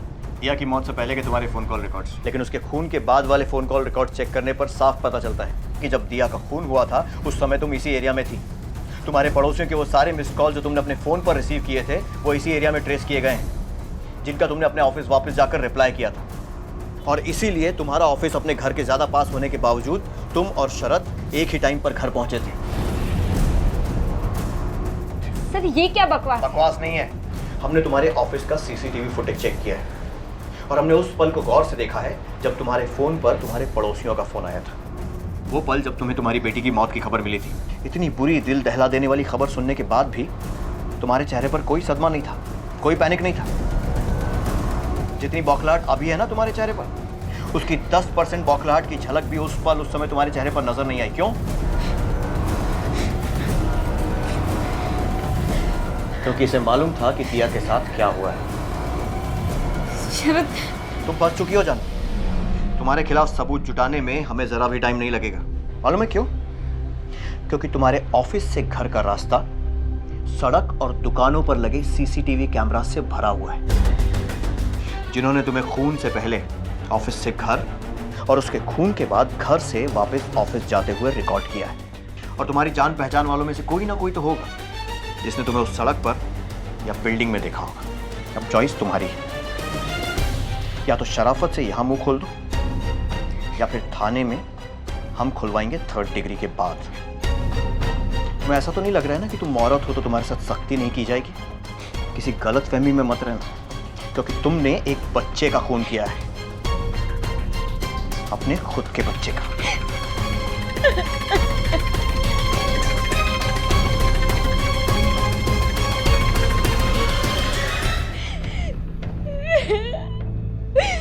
सर, मैं उसे नहीं मारना चाहती थी। मैं उसे नहीं मारना चाहती थी।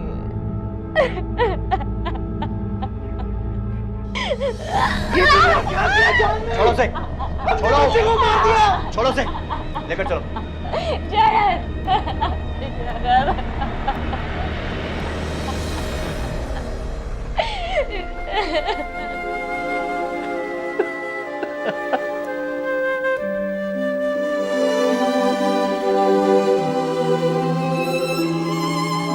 दिया,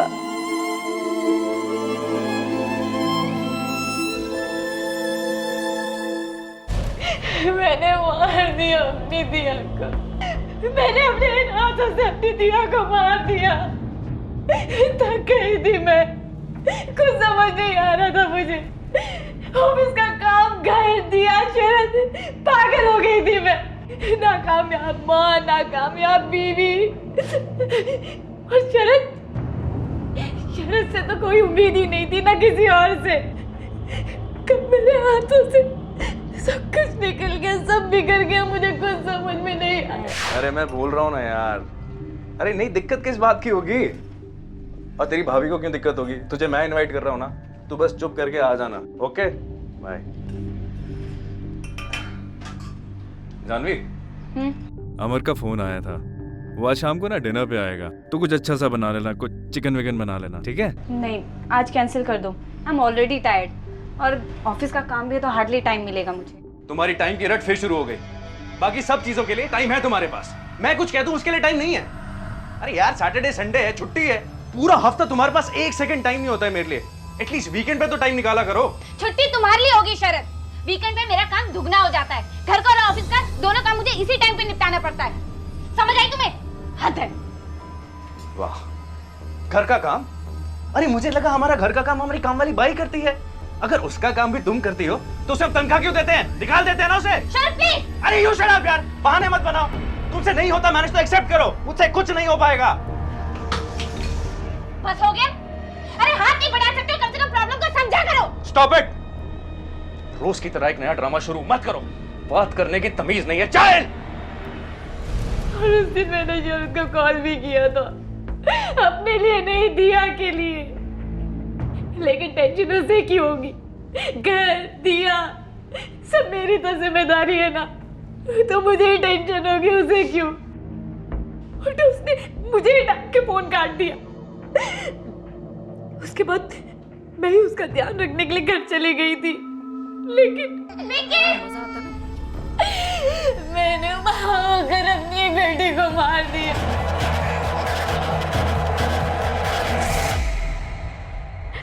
सोना सपना हो गया। वो घर, वो शोर, वो बेबसी सब खत्म करना चाहती थी मैं खुद को भी खत्म कर देना चाहती थी। फिर अचानक एहसास हुआ कि सारा शोर ही खत्म हो गया। अपनी सांसों को महसूस कर पा रही थी मैं। फिर समझ में आया कि दिया, मैं मशीन ने दिया को बचाने के लिए भागी, लेकिन अचानक दरवाजा खोलने की आवाज आई। मुझे लगा पिंकी होगी, वो दिया को बचा लेगी। मैं डर गई थी, इसलिए मौका देख के मैं वहां से भाग गई। या तो मेरे लिए सब कुछ थी,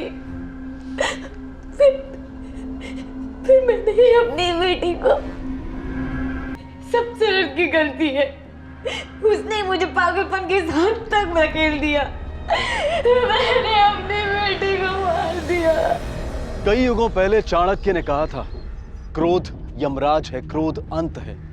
आज का हमारा आधुनिक जीवन रोज हमारे चारों ओर चीख चीख कर इस पुरानी कहावत का प्रमाण दे रहा है। भागदौड़, संघर्ष और परेशानियों भरे जीवन में अक्सर एक किस्म का दबाव पैदा होता है। हम में से कुछ लोग इस दबाव को झेल पाते हैं, लेकिन कई लोग ऐसे भी हैं जिन्हें यह दबाव एक घोर अपराध की ओर धकेल देता है। आसान नहीं है आजकल जिंदगी, खासकर उन महिलाओं के लिए जो एक साथ कई जिम्मेदारियां निभाती हैं। एक पत्नी की जिम्मेदारी, एक गृहिणी की जिम्मेदारी और खासकर एक माँ की जिम्मेदारी। अगर एक महिला मेहनत कर घर के आर्थिक विकास में योगदान कर सकती है, तो क्या यह पुरुष का फर्ज नहीं बनता कि वो घर की अन्य जिम्मेदारियों में महिला का साथ दे, उसे सहयोग दे? शरद वाकई नेत्रहीन था जो जाह्नवी की पीड़ा देख नहीं पाया। वो नासमझ था जो अपनी पत्नी की व्यथा और उसके जज्बात को समझ नहीं पाया। और इसी बेपरवाही ने उस छोटे से परिवार को एक खौफनाक अंत तक पहुंचा दिया। क्रोध वाकई में सब नष्ट कर देता है। अपने घरों में, अपने परिवारों में, अपनी समझ में मौजूद इस दबाव को, इस क्रोध को नजरअंदाज ना करें, सतर्क रहें।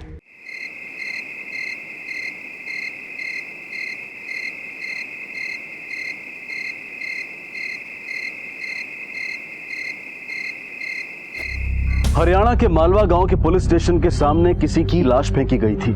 पुलिस के लिए पता लगा पाना मुश्किल था कि ये लाश किसकी है और इसे क्यों मारा गया है। लेकिन एक बात तो पक्की थी, ये हत्या जिस किसी ने भी की हो, लाश को इस तरह से पुलिस स्टेशन के सामने फेंकना उसकी सोची समझी साजिश थी। तो क्या हत्यारा पुलिस को कोई चुनौती देना चाहता था? कौन था ये शख्स जिसकी हत्या हुई थी? आखिर इसे किसने और क्यों मारा था?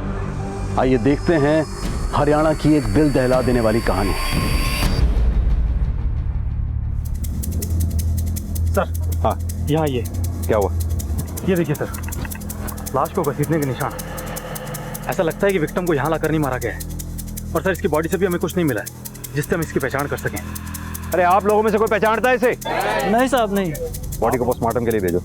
आसपास के थानों से कोऑर्डिनेट करो। कहीं ना कहीं कोई ना कोई ऐसी मिसिंग कंप्लेंट जरूर होगी जिसकी डिस्क्रिप्शन इसकी लाश से मैच खाता हो। तब तक इस इलाके की अच्छी तरह से छानबीन करते हैं। कुछ ना कुछ हाथ जरूर लगेगा। जी सर।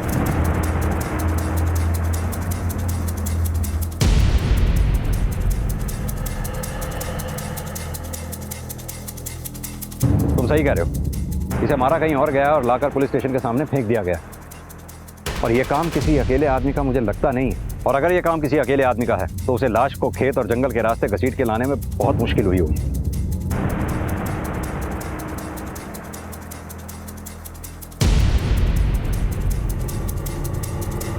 सर, वहाँ पत्ते पे खून के निशान लगे। आप ये देखिए सर।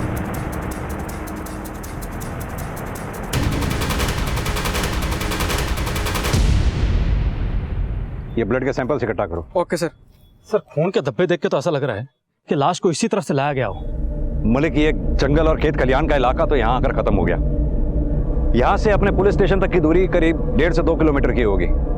मान लो हत्यारा यहाँ से लाश को लेकर घुसा और पुलिस स्टेशन तक घसीट कर ले गया, तो उसे खासी मेहनत करनी पड़ी होगी। लेकिन सर, लाश को 2 किलोमीटर तक घसीट के ले जाना, और वो भी ऐसी लाश जिसे ले जाने में तकलीफ हुई हो, कोई भी हत्यारा इतनी मेहनत क्यों करेगा? जो इंसान एक जिंदगी को खत्म कर सकता है वो 2 किलोमीटर तो क्या 5 किलोमीटर तक भी लाश को घसीट कर ले जा सकता है। सवाल वो नहीं है, सवाल ये है कि उसने लाश को पुलिस स्टेशन के सामने ले जाके क्यों फेंका?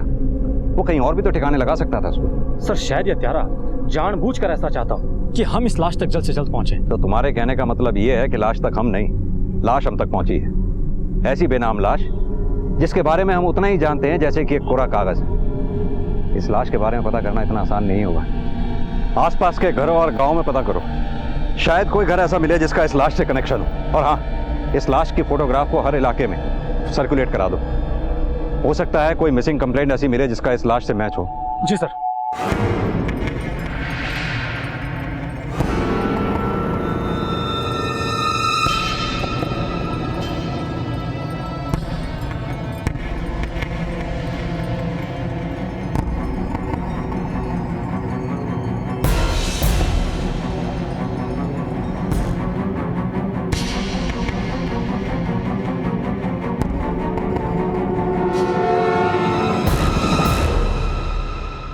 हाँ भाई, यहाँ आसपास से 30-32 साल का लड़का लापता है क्या? पतला सा, कुछ मालूम है उसके बारे में? क्या हुआ साहब, क्या बात हो गई? हमने पास ही के जंगल में लाश मिली उसकी। साहब मेरा भाई भी सुबह से ना दिखा है। कहाँ गया तुम्हारा भाई? कुछ बता के गया है? यहाँ वहाँ घूमे हैं साहब, दिमाग से थोड़ा कमजोर से, कभी इस गली में कभी उस गली में, न जाने कहाँ होगा साहब, किसी को ना मालूम। इस फोटो को पहचान सकते हैं आप?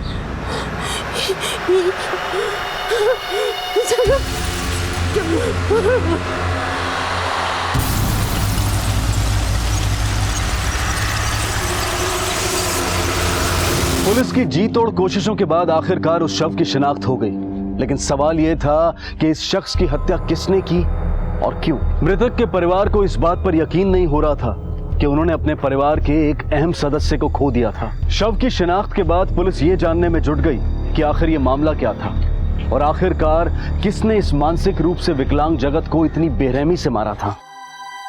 पता नहीं साहब किसने मारा और क्यों मारा मेरे जगत को। अरे मेरा बेटा किसी का बुरा कर ही नहीं सकता था, इतनी समझ ही कहाँ थी उसमें। मतलब? अरे साहब देखने में बड़ा जरूर था, उसका दिमाग भी कमजोर था, बिल्कुल 10-12 साल के बच्चे की तरह बर्ताव था उसका। लगी ले मेरी बारी है, मैं खेलूंगा। ले अरे ऐसे नहीं खिलाते किसी कम। क्यों नहीं खिलाते, मैं खेलूंगा, समझ गया के? अरे ला मेरी बारी है, ला। ओए मेरी बारी है। यहाँ पे सिर्फ हम लोग खेलते हैं, हम किसी को ऐसे नहीं खिलाते। जाओ जाओ अपने दोस्तों के साथ खेलो, जाओ जाओ जाओ जाओ जाओ जाओ खेलो अपने दोस्तों के साथ। कौन खिलाओ तो देख फिर, कोई कौन खेल रहा है, कोई कौन खेल रहा, कोई कौन खेल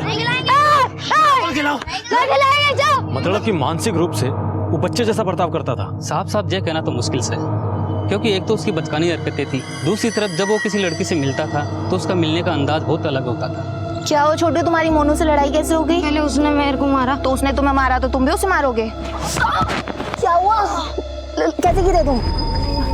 चलो। ए मैं जगत खेलेगी मेरे के लिए, खेलेगी मेरे साथ, खेलेगी। अगर जिंदा होता तो मेरे हाथों से मरता, वो तो गांव वालों ने बचा लिया उसको। कहीं तूने तो अपनी अधूरी इच्छा पूरी नहीं कर ली? अगर इच्छा पूरी की होती तो पुलिस स्टेशन के बाहर नहीं अंदर आके खुद बताता आपको। और जिसने भी ऐसा किया ना, बहुत अच्छा किया, भगवान उसका भला करे। साले ने मेरी बहन के साथ छोड़ो, शादी में ना बचाओ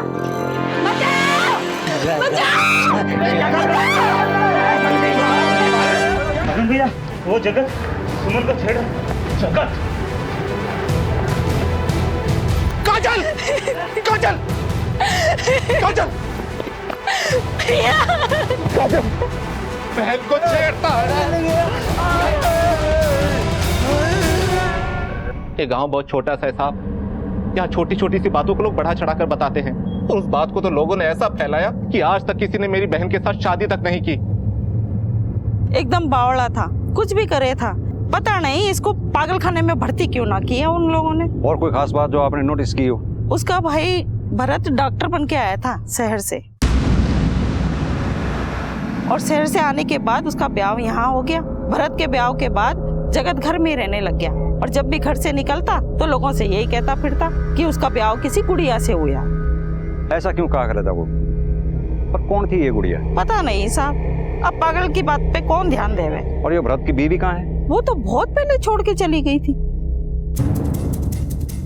एक बात तो साफ है, जगत की दिमागी हालत ठीक नहीं थी, जिसकी वजह से कोई भी उसका गलत इस्तेमाल कर सकता था। सर कहीं ऐसा तो नहीं कि जगत की इन्हीं हरकतों की वजह से किसी शख्स ने जगत को अपना निशाना बना लिया?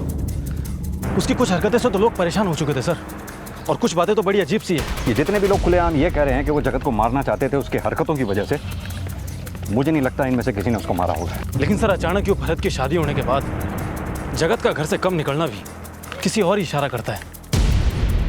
मलिक, ये जगत के मौत की गुत्थी इतनी आसानी से सुलझने वाली नहीं है। जो पेड़ हम देख रहे हैं इसकी जड़ें बहुत दूर हैं, और जब तक इन जड़ों को हम खोद नहीं देंगे ना, हमारे हाथ कुछ लगने वाला नहीं है। सर, ये यहीं पास ही में रहता है, इसे जगत के बारे में कुछ पता है? क्या पता है जगत के बारे में?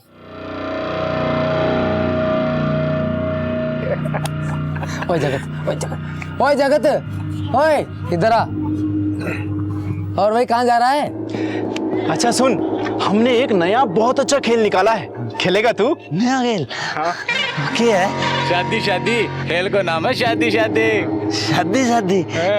उसमें क्या हुआ है? इधर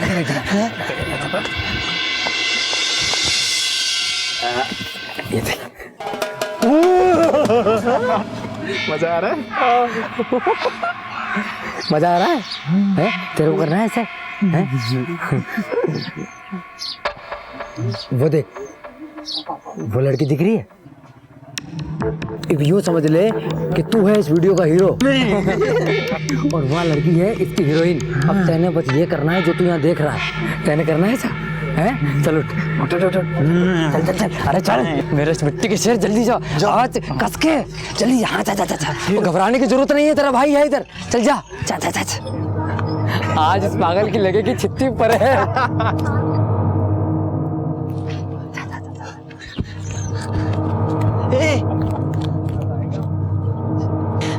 शादी शादी खेल लगी मेरा गिल्ली? ये क्या बकवास है? अरे शादी कर ले बेटा, कोई है? मजा आएगा।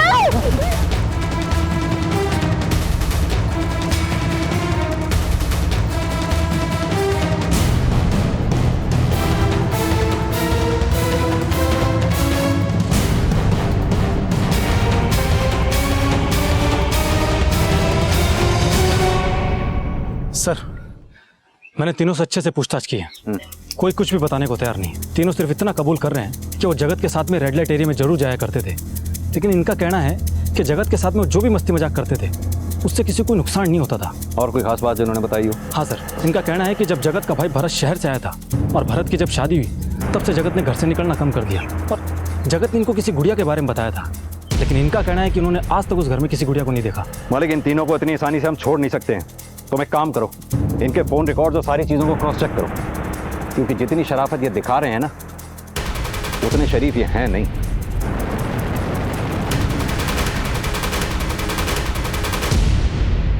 साहब, भरत जगत का छोटा भाई से अभी अभी शहर से डॉक्टरी करके आया से। जगत अगर किसी की बात सुनता था तो सिर्फ भरत की।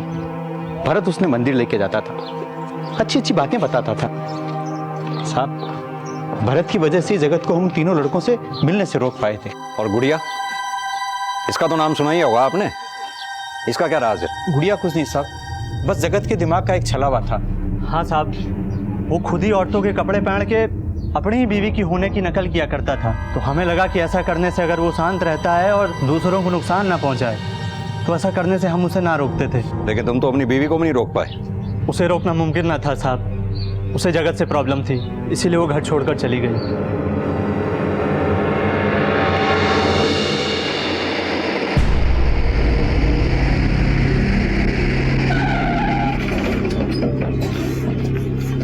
साहब, मन्नेवा कुछ भी अच्छा ना लग रहा था।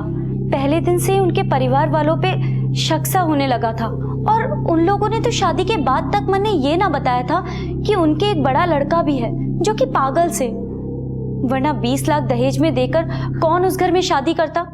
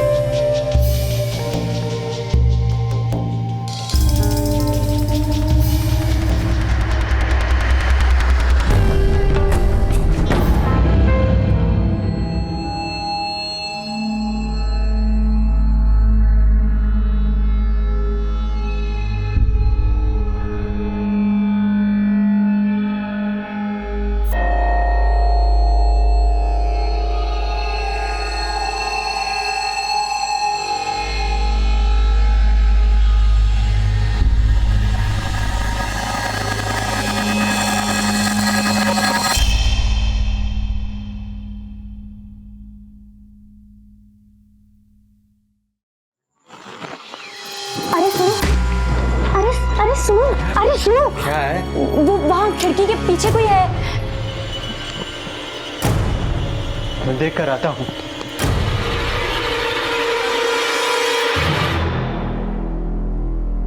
अरे डरने की कोई बात ना है, जगत भैया थे, पता नहीं कैसे आज बाहर निकल आए। कभी कभी उनको दौरे पड़ते हैं। बाहर निकल आए मतलब? और दौरे किस चीज के पड़ते हैं? चंदा, उनकी दिमागी हालत ठीक नहीं है। और ये क्या, आज के दिन ये सब तू सोच रही है? अरे आज तो हमारी सुहागरात है।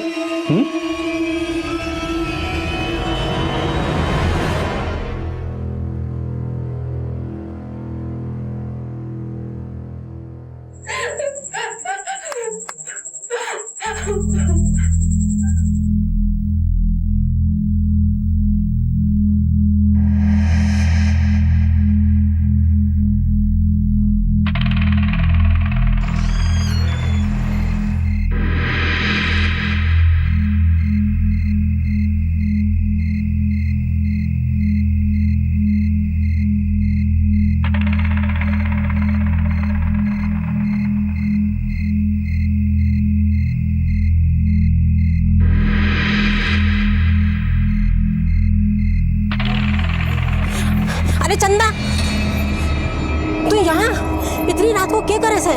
वो माँ, वो अंदर से आवाजें आ रही हैं। अरे तू परेशान ना हो, अंदर जगत भैया है, उनको ऐसे दौरे पड़ते हैं, मैंने बोला था ना। ना, अंदर से किसी औरत की चीखने की आवाजें आ रही थी। अरे चंदा, अंदर भैया ही है, अक्सर ऐसा होता है। तू नहीं है ना, इसलिए तुझे ऐसा लग रहा है। चल हाँ, कमरे में चलते हैं, चल। जा बेटा, तू सो जा, जा।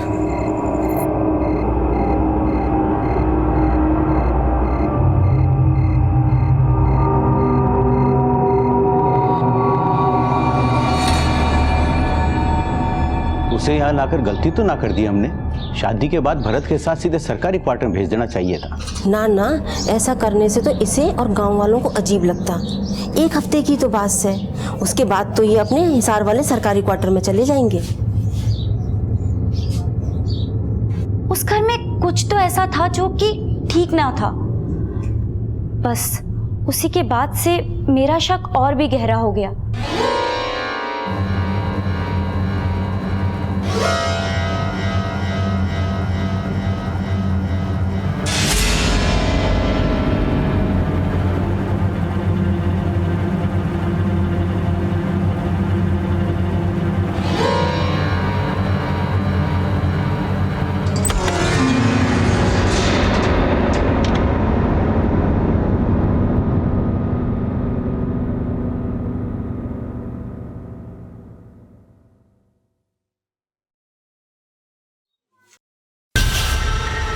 गुड़िया, मदद?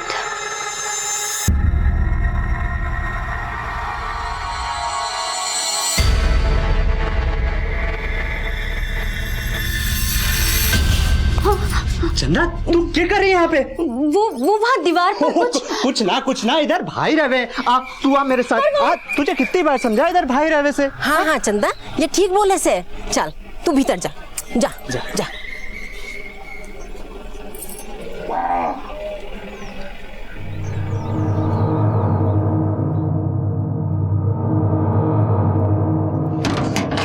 साहब, जब मैं वहां गई तो मैंने साफ साफ दीवार पर देखा था, वहां किसी ने नाखून से लिखा था गुड़िया मदद।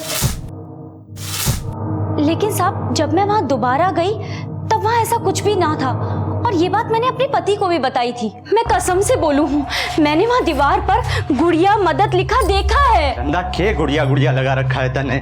अरे आप हमारी बात पर विश्वास क्यों ना करो हो? ठीक है, चल अंदर जाकर देख कर आते हैं, उसके बाद ही तन्ने मन के वहम दूर होगा। चल। हाँ चलो। कहाँ लिखा है? अरे यही तो था। यही पर अब कहाँ गया?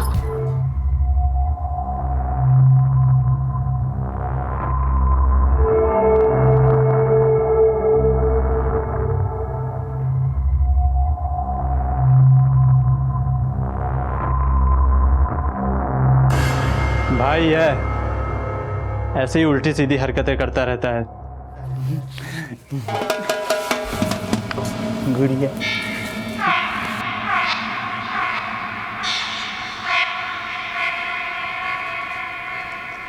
ये सब क्या हो रहा था मेरे कुछ समझ ना आ रहा था। मैंने जानने की कोशिश भी की पर कोई फायदा ना हुआ और फिर उसके बाद मैंने वो घर छोड़ दिया और यहाँ चली आई।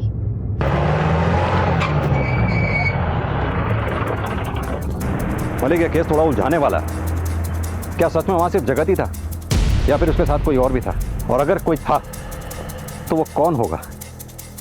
इस केस में जितने मुंह उतनी बातें हो रही हैं, पर इन बातों में सच कहाँ छुपा है? सर, हमने जगत के घर के आसपास पता किया।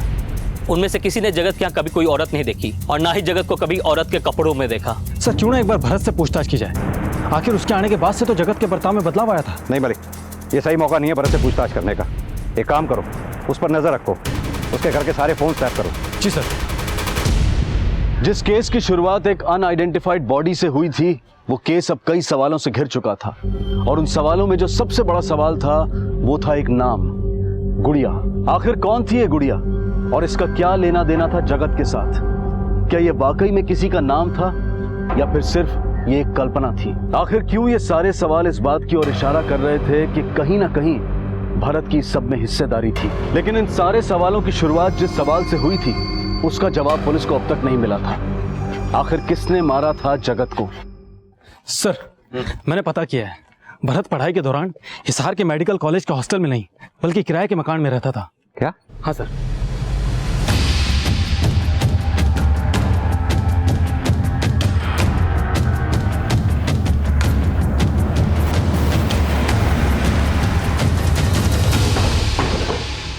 हाँ सर, ये मेरा ही घर है और भरत यहाँ किराए पे रहता था। और आप? सर, पास ही मेरा एक और घर है, मैं वहाँ रहता हूँ। वैसे उसके साथ उसकी बीवी भी रहती थी। पक्का वो उसकी बीवी ही थी? हाँ सर, संध्या नाम था उसका, लेकिन वो आपस में हमेशा लड़ते रहते थे। और कुछ जो आप उनके बारे में जानते हो? हाँ सर, एक दिन संध्या को मैंने सड़क पर किसी आदमी से लड़ते हुए देखा था। वहाँ पूरे गांव के सामने मेरी इज्जत की वाट लगाकर तू यहाँ ऐश कर रही है। भूला नहीं हूँ मैं अभी तक किस तरह से तू अपने मजनू के साथ वहाँ से भागी थी। छोड़ो मुझे। अरे ऐसा बदला लूंगा कि किसी को मुंह दिखाने के लायक नहीं रहेगी। और उस दिन उन दोनों के बीच में झगड़ा भी हुआ था। भरत, पैसे चाहिए घर के लिए। अभी मैंने 10 दिन पहले तुझे दिए थे पैसे, 7,000 रुपए दिए थे ना मैंने। 7,000 में क्या होता है भरत? क्यों नहीं होता है? पहले तो होता था। भरत, नहीं होता है। क्यों नहीं होता है? 1 महीने में खत्म हो चुके पैसे। वो कितने पैसे चाहिए तुझे? चिल्ला मत। कौन था वो आदमी जिसके साथ उसका झगड़ा हुआ था? ये तो मालूम नहीं और ना ही कभी मैंने पूछा। अच्छा, आप हमारे स्केच आर्टिस्ट को उस लड़की का हुलिया बता सकते हैं? हाँ सर, जरूर। हाँ साहब, जो सच है कि मेरी पहले भी एक शादी हो चुकी थी। पहली शादी की बात मैंने इसलिए छुपाई क्योंकि उससे दहेज कम हो जाता साहब, इतनी बड़ी रकम दोबारा ना मिलती, बस इसीलिए मैंने शादी के लिए हाँ कर दी। तो फिर वापस क्यों गई वो? पता नहीं साहब, उसे तो मुझसे जुड़ी हर एक चीज़ से नफरत होने लगी थी। मैं उसकी हर एक बात नज़रअंदाज कर देता था साहब, लेकिन फिर भी वो एक दिन चली गई। भरत, मेरे साथ रह नहीं सकता। अरे मेरी बात तू मुझे कहीं लेके नहीं जाता। कहाँ जा रहा है? नहीं देता। तू जा कहाँ? कपड़े नहीं ला के देता मुझे। तू छोड़ मुझे। सुन मेरी। तू मेरे साथ रहने लायक ही नहीं है। और ये कौन है? संध्या इसे कैसे जानती थी? इस आदमी को तो मैं पहली बार देख रहा हूँ, मुझे संध्या ने कभी नहीं बताया इसके बारे में।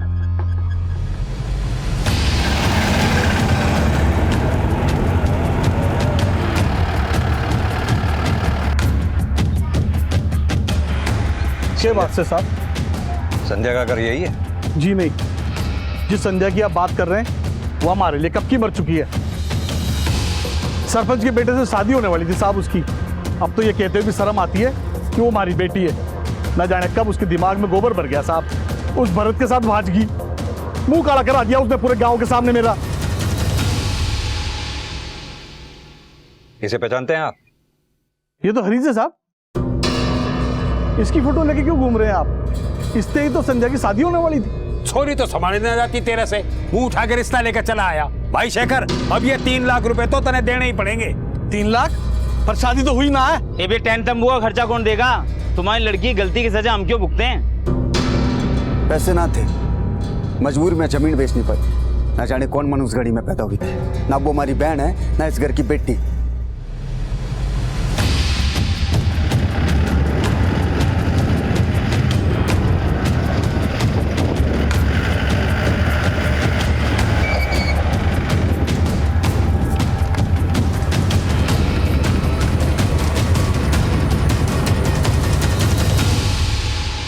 संध्या को कैसे जानते हो?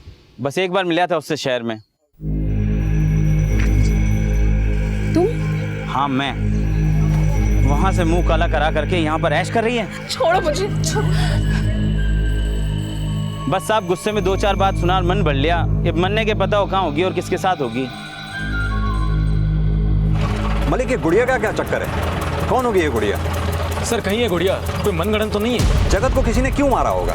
कौन सा ऐसा शख्स होगा जिसने जगत को मारा होगा? मलिक एक काम करो, इन सब के रिकॉर्ड्स दोबारा खंगालो, जरूर कुछ ना कुछ हाथ लगेगा। आप लोग चलिए, हो जाएगा काम। ठीक है, thank you sir. In phone record से कुछ हाथ लगा है। क्या? सर जिस रात जगत गायब हुआ था उस रात को भरत ने अपने फोन से एक लोकल नंबर पे फोन किया था। किसका नंबर है वो? सर वो नंबर बल्लू का है, और ये बल्लू जगत के उन तीनों दोस्तों में से एक है।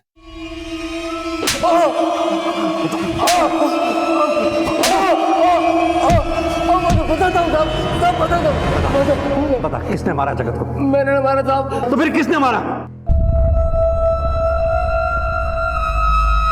तू तो डॉक्टरी करके घर आ, 20 लाख में बात तय हो गई है। 20? हाँ, शादी कर और उन पैसों पे ऐश कर। बावड़ा हो गया क्या तू? तूने 2 साल से शादी कर रखी और आज तक नहीं बताया। अब क्या करे? ये तो सोने के अंडे देने वाली मुर्गी है, किसी भी हालत में इसको छोड़ नहीं सके हैं। 20 लाख बार बार नहीं मिलेंगे।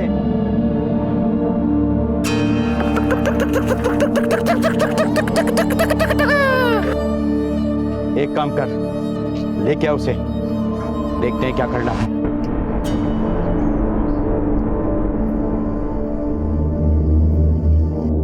भरत 2 साल हो लिए कि अचानक मम्मी पापा से मिलाने ले जा रहा। सब ठीक है ना?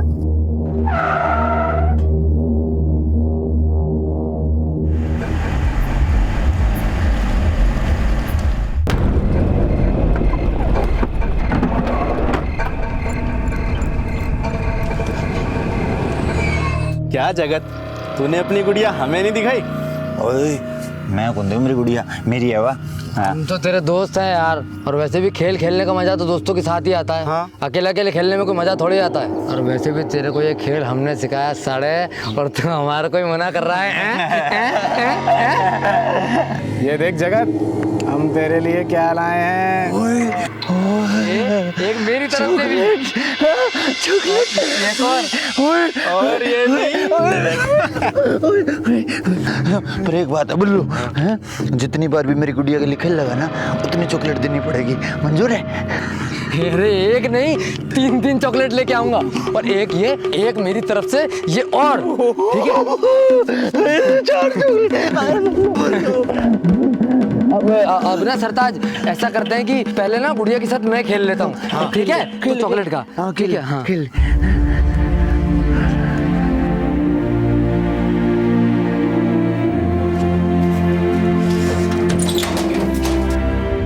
बस सर, उसके बाद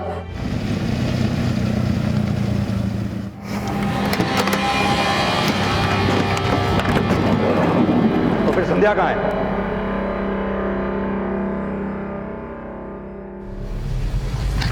क्या रे शेखर, संध्या कहाँ है? क्या मतलब? देख ज्यादा चालाक बनने की कोशिश मत कर, हमें सब पता चल चुका है। देख अभी भी सच सच बता दे, वरना तू हमारा स्टाइल जानता ही है। सर मैंने इस बारे में कुछ नहीं पता। ये ऐसे नहीं बताएगा, लेके चलो इसे। चल पकड़ो इसे।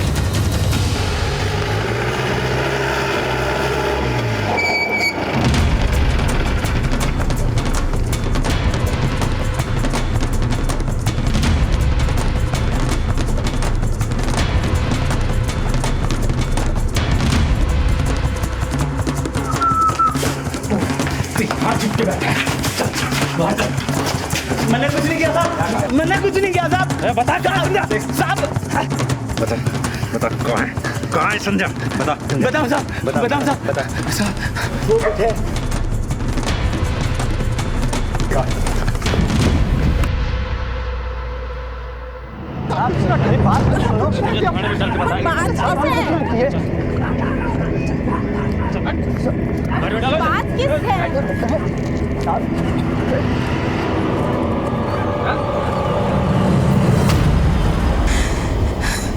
मैं तो अपना नाम तक भूल चुकी थी।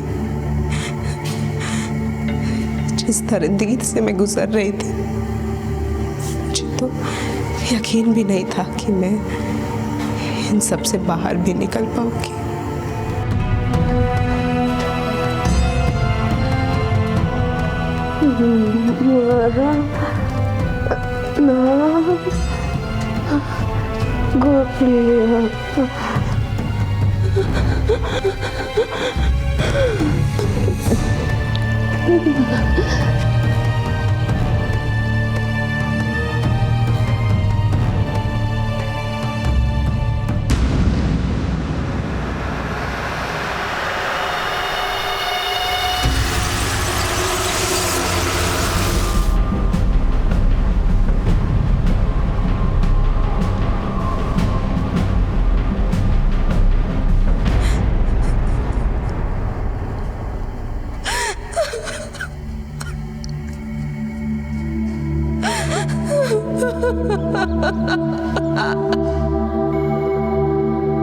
लालच किसी भी इंसान को अंधा बना देता है। ये हमें मानसिक रूप से अपंग बना देता है। इस केस में दहेज के लालच की वजह से संध्या के साथ जो कुछ भी हुआ वो इंसानियत पर प्रश्न चिन्ह खड़े करता है। क्या हम इतने गिर गए हैं कि चंद रुपयों की खातिर अपने जमीर और ईमान से मुंह फेर लें?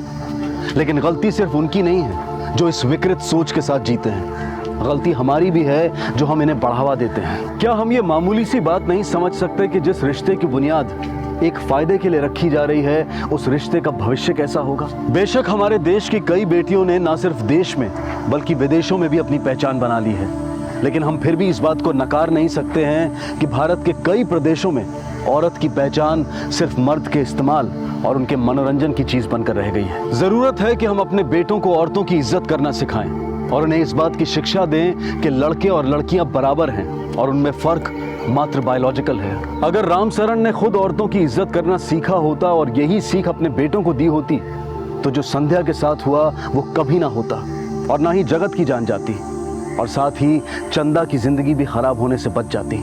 अब मैं अनूप सोनी आपसे विदा लेता हूँ, फिर मुलाकात होगी अगले एपिसोड में और खुलासा करेंगे एक और जुर्म का। तब तक अपना और अपने परिवार का ख्याल रखें और देखते रहें क्राइम पेट्रोल डायल 100। सबक एक को सीख हम सबको। जय हिंद। क्राइम पेट्रोल के और भी दिलचस्प कहानी देखने के लिए हमारे चैनल को सब्सक्राइब करें और बेल आइकॉन दबाना न भूलें।